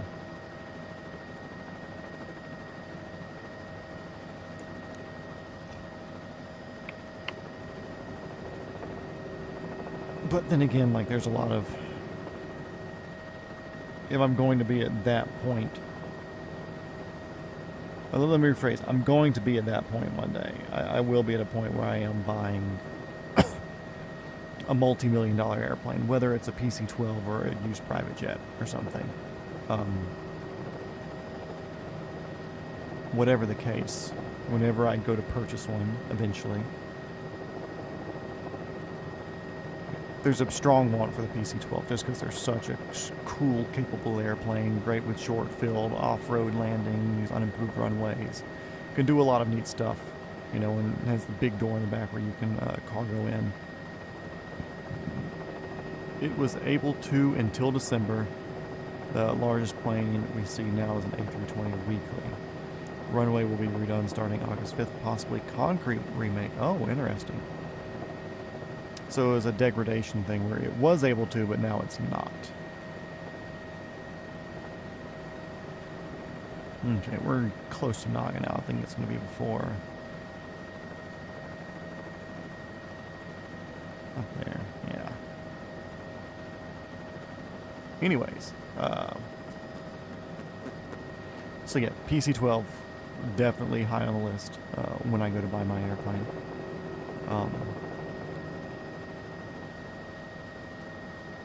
And I feel like if I was not me and more into typical rich guy things, you could say, then that money could be better spent investing in partial ownership or buying but then leasing out the use of it or whatever. Of something like a bigger Phenom or a Gulfstream or like a Longitude or whatever, you know, something that could cross the ocean. So that way I can go to Monaco on the weekends. I can get out to the Mediterranean. And go to Ibiza. But that's not really my thing, and it's like if I'm going to go out there, then I'll just buy a first class ticket or charter. But most things that I want to do or I have any interest in doing are domestic. Are close enough to being domestic, whether it's an island or whatever. I think a PC-12 can make it to Hawaii, I believe. I would assume, right? A PC-12 from, you could West Coast, then jump to Hawaii. I would think so. You have to be able to, right? But a PC-12 can hit so many of my, my markers of what I would like to do. That's kind of a shoe-in. The Casa 235, like I said, I've got a crush on those things. I don't know why. The PC-12 can't go to Hawaii. Yeah, cool. And that's, I don't want to say that's all I need, but that's basically all I need. It is mildly sketchy taking a single engine over that big of an ocean. But, I mean, as long as you're up on your maintenance or whatever, that's more or less the most reliable engine that you can get in a turboprop. Pratt & Whitney, whatever the fuck it is.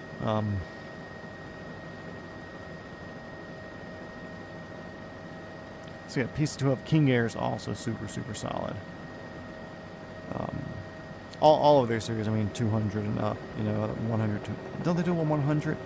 Either way, all of King Airs are great. I'm a fan of the Beechcraft product, especially on that upper scale.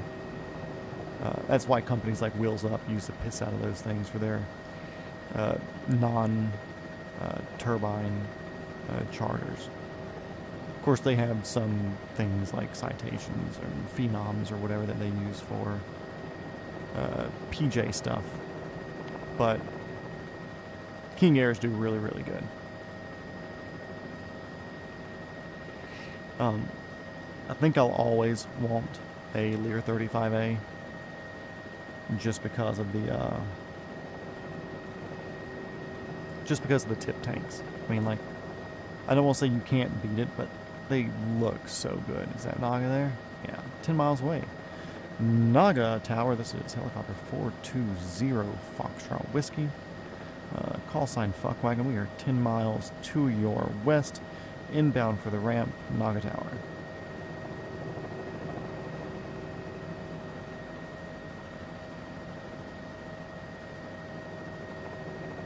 Saw a castle when you went to Pensacola.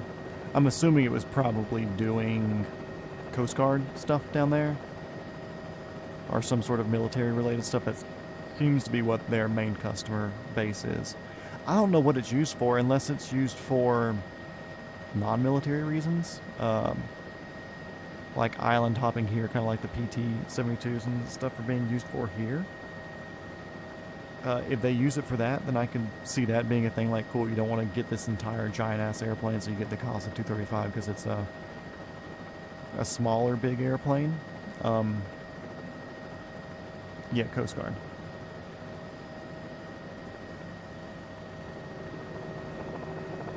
Oh, just a helipad, okay. Where's it at? Over here. Cool. We'll do a slam and scram on it.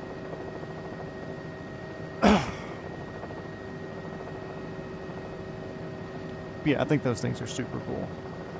And there's enough room in those things where you can outfit it to be a pretty solid private coach.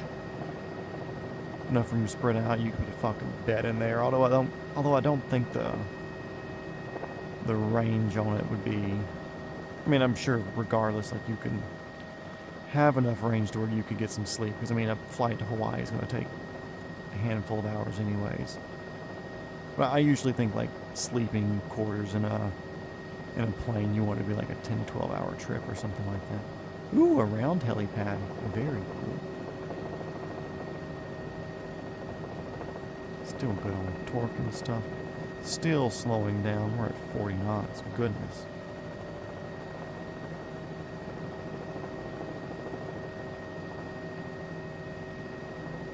Grab ourselves over this way and land with the H.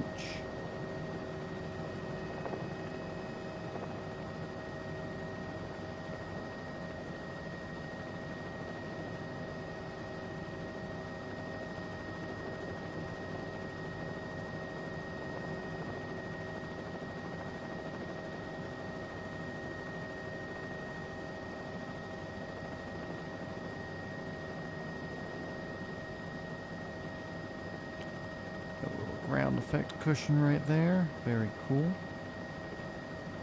Thank you.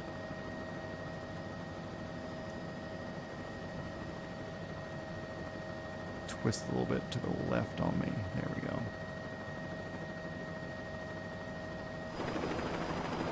Look at that. That's not bad at all. I felt it twist left on me. I wasn't happy with that. We're going to do a medical takeoff, which is super shitty. Wow. We must have a little bit of wind coming from somewhere. I want to redo this landing. This will be our shenanigan for the night.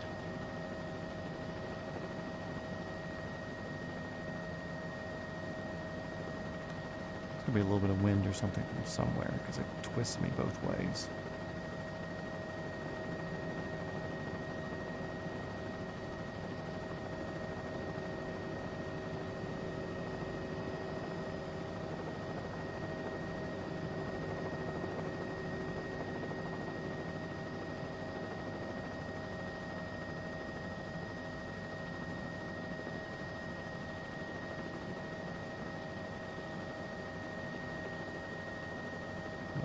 back.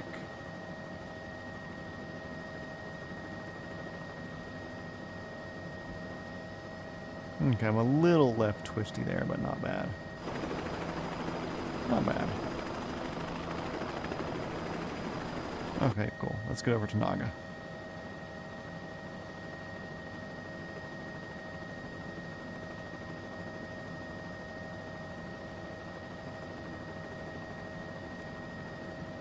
A lot of left pedal there. Interesting.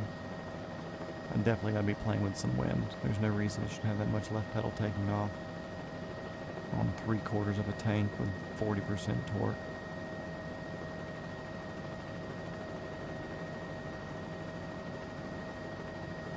It's actually an Airbus C295.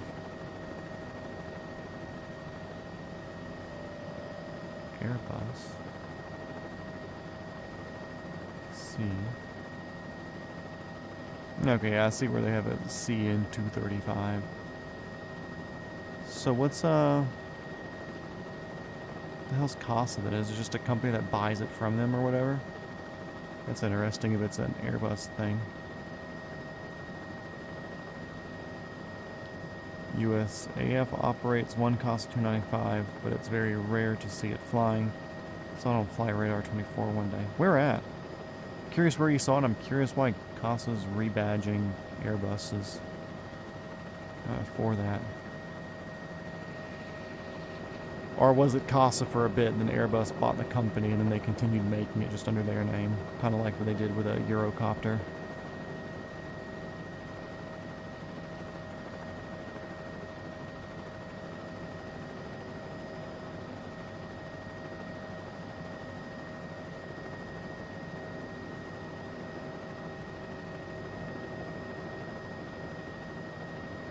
Casa is now IPTN. I don't even know what the fuck that's how far out I am from fixed wing stuff.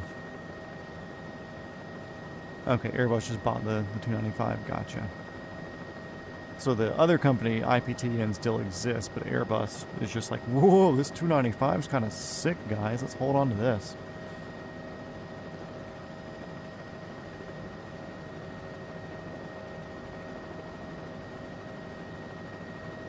Okay, that's what I thought it was right there. Sicky.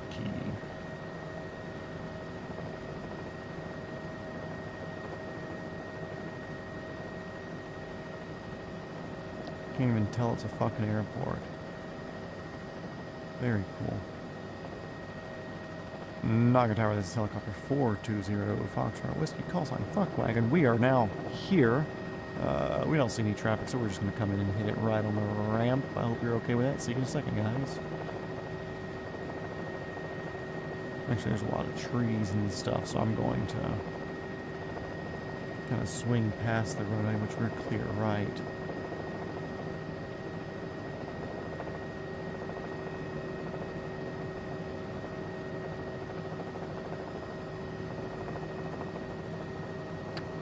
There's some tall trees in this area, which is different than what I'm used to seeing. Let's see, the windsock.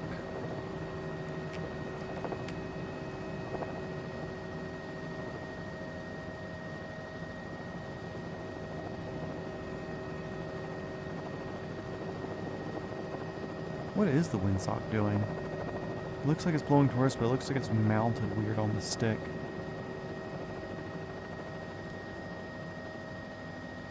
Oh, no, okay. Cool.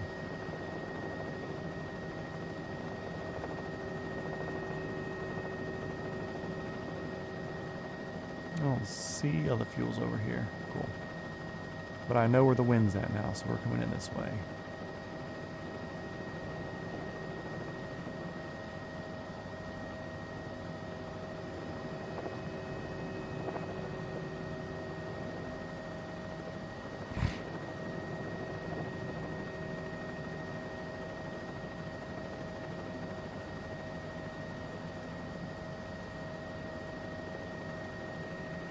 And we'll land with the concrete.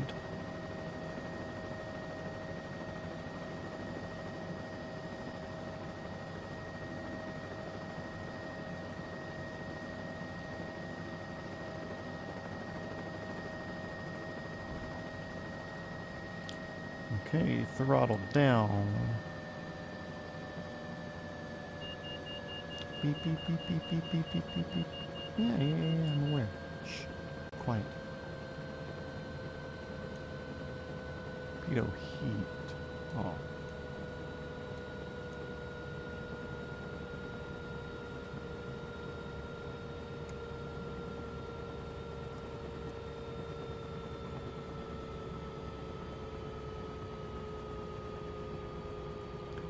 There we go. We made it to Naga, everybody.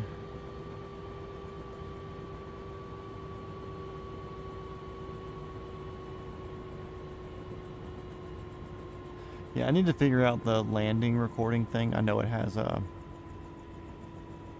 Because there was like an add-on that you could do in 2020 to do like a landing recording thing, but I don't know how well this works. I don't want to risk it on a flight. So I may do a test on that tomorrow or something just to see how it does. And if it is something that works, then we can start recording our landings and reviewing it. But I always enjoy swinging it in. We're good stopped on the rotors and everything there. Take that off, whatever, I don't care. And battery off. Shift C. So instead of Manilla, we went all the way to Naga today. Thank you everybody for watching. 6 of you left. If you enjoyed it or you're actually sitting here, actually I don't care if you enjoyed it or not, click the like button. I don't give a shit. Or don't. Right, for tuning in. Next time we'll probably be heading over some water. Actually, we have the map right here. We can... Oh no.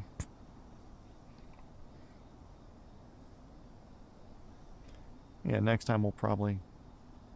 Well, that's annoying. Next time we'll probably get down here.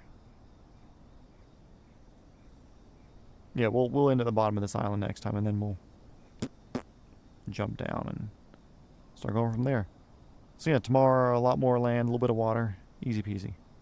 But yeah, subscribe or else. Like the video. You don't want to know what happens if you don't. But it's a cool little angle to end right there. That's kind of why I put myself here. Good mountain in the background. Anyways, yeah, it was fun, everybody. I'll see you guys on the next one. So yeah, peace. See ya.